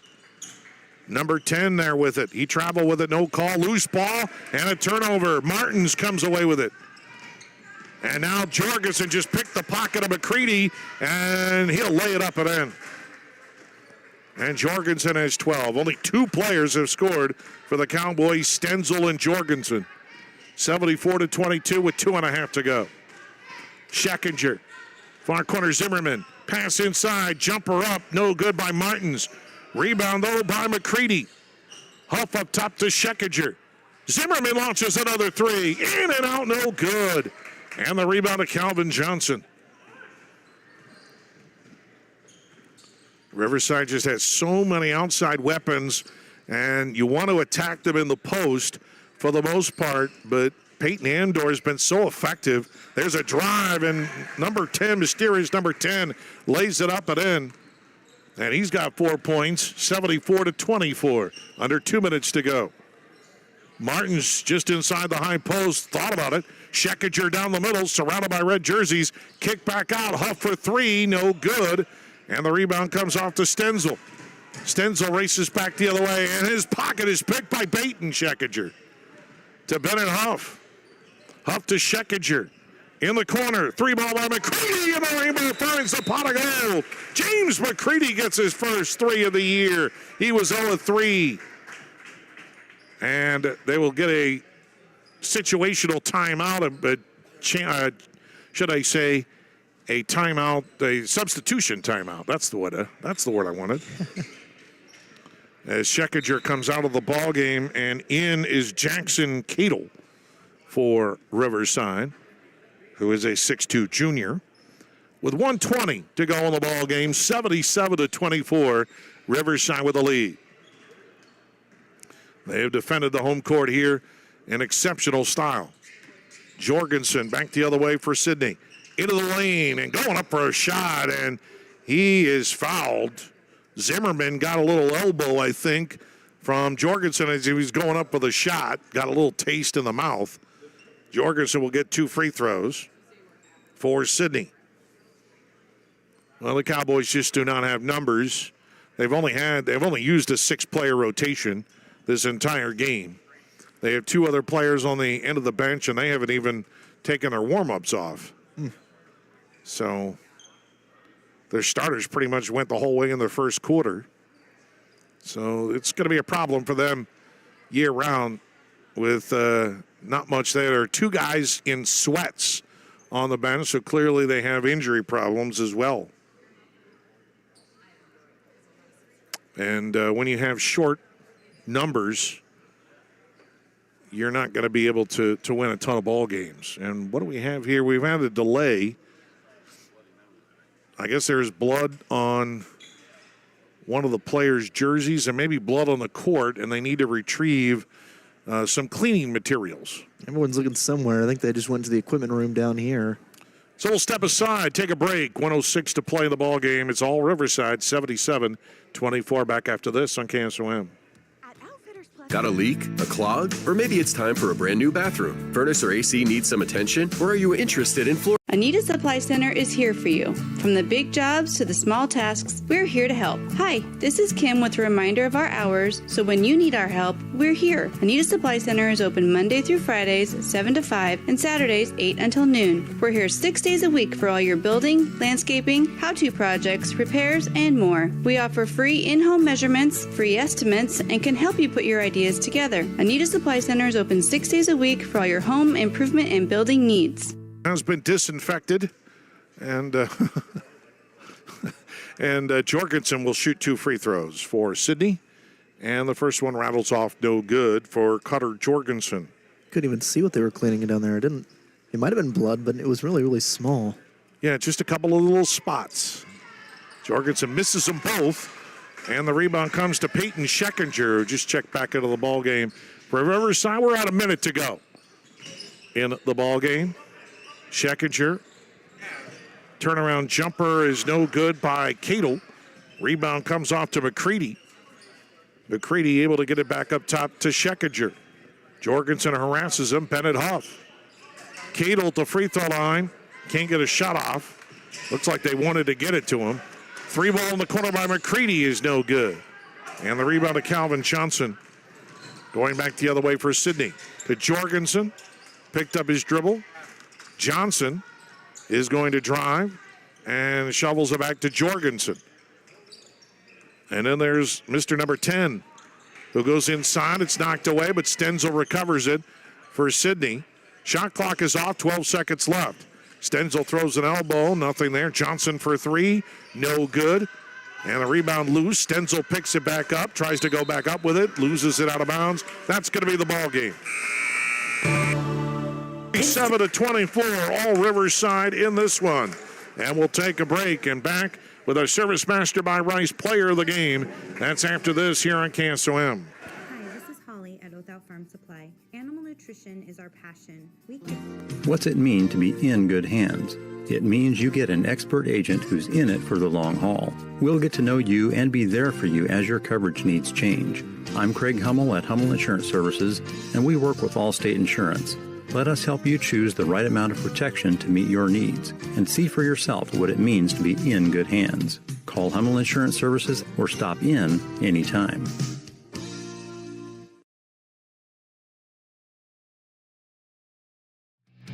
Join the team at Conductix Wampler. They are currently looking for a night shift supervisor Monday through Thursday. They offer competitive wages and an excellent benefits package in a work environment that truly values its employees. If you're looking for a company that cares about your growth and success, apply today.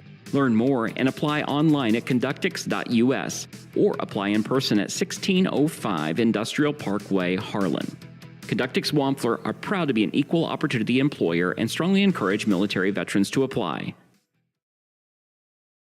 Touchdown Beer and Griddle in Atlantic is your ultimate destination for great food, cold drinks, and an unbeatable atmosphere. Whether you're craving juicy burgers, mouth-watering tacos, or a crisp beer to wash it down, we got you covered. Enjoy a wide range of appetizers, wraps, sandwiches, and indulgent desserts, perfect for sharing with family and friends. With a fun and friendly vibe, it's a perfect spot to catch the game, hang out, make lasting memories. From the first bite to the last sip, Touchdown Beer and Grill delivers the ultimate hangout experience. Come for the food, stay for the fun. At Outfitters Plus Outlet Store in Atlantic, you'll find the latest apparel and promotional products in the newest colors and designs. Head to Outfitters and work with the design pros to make your customized tees, team apparel, and personalized swag for your business a reality. Whether it's fan apparel for your high school or youth sports team, your business, or you just want to make something your own, you'll have everyone saying, "Where did you get that?" Outfitters will also add your group store online to make ordering a breeze. Get personalized at Outfitters Plus Outlet Store in Atlantic. Back here in Oakland to wrap things up, and the final score 77-24. Riverside with the win, Jack, and it was one-sided from the get-go, except for Carter Jorgensen, who had a three-pointer to open the game. The Riverside went on an 11-0 run and just took a stranglehold on it, and they just played a darn near perfect game. Yeah, it was just great all around by Riverside. Great team, a great showing here tonight against Sidney, a team that we kind of knew was kind of outmatched going into this one. But man, just the efficiency and just the hustle they played with, it really was amazing to watch these guys play tonight, and the depth as well. I was just surprised at how many levels they were able to operate beyond just their starting five and their 6th and 7th guys. And a great job here by Riverside, and a great win ahead of a tough schedule next week. So, boy, man, I tell you one thing, I'm having a hard time selecting the Service Master by Rice player of the game. It's not easy here tonight. You know what? Peyton Amdor, boy, yeah. It's either Peyton Amdor or Cole Jepson. So we'll give it to both of them because I can't decide. Peyton Amdor on the offensive side, Cole Jepson on the defensive side, because Jepson was in Jorgensen's face all night long, and then Jepson got going offensively. He had a big couple of threes in the third quarter. I mean, but the game was pretty much decided by that, and Peyton Amdor had 2 huge threes in the second quarter, so I'm going to give up and cop out our co-Service Master by Rice players of the game. Peyton Amdor and Cole Jepson on the girls' side. It was Sophia Fenner here tonight for Riverside. Amdor led the way with 20. Brody Henderson had 14. Cole Jepson had 14 for Riverside. Cruz Jaquez with 6. Grant Richardson had 6. Dawson Henderson with 5. Owen Fenner held to just 4 today, but it didn't matter.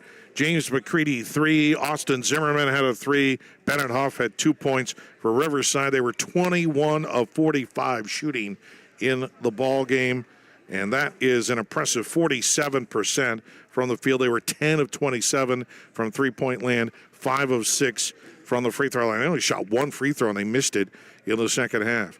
For Sidney, they only had 3 players who scored. Carter Jorgensen at 12, Aiden Stenzel at 8. We didn't have number 10. He wasn't even on my roster. He finished with 4 points on the night for Sidney, who were 10 of 32 from the field, and that's just 31%. They were 3 of 17 from three-point land. They needed a lot more of those to go in to have a chance. 1 of 6 from the free throw line. Sidney falls to 2-5 on the season. Riverside goes to 7-2.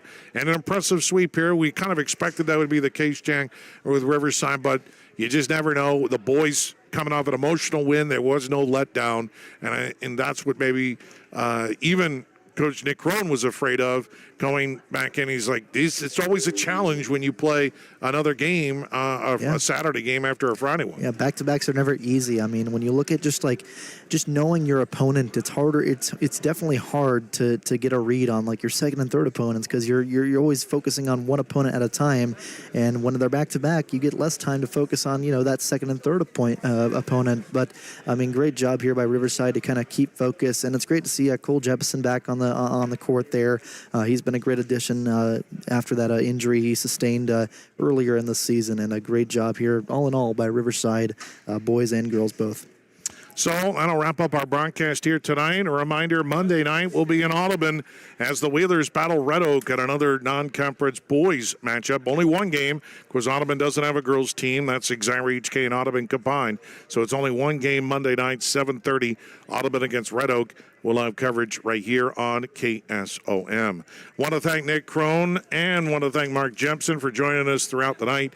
For Jack McKee, this is Chris Varney signing off from Riverside High School. Reminding you the final scores here tonight. It's a Bulldogs sweep over Sidney. The girls win at 53-23. The boys roll 77-24. Good night, everybody, from Oakland, Iowa, here on KSOM.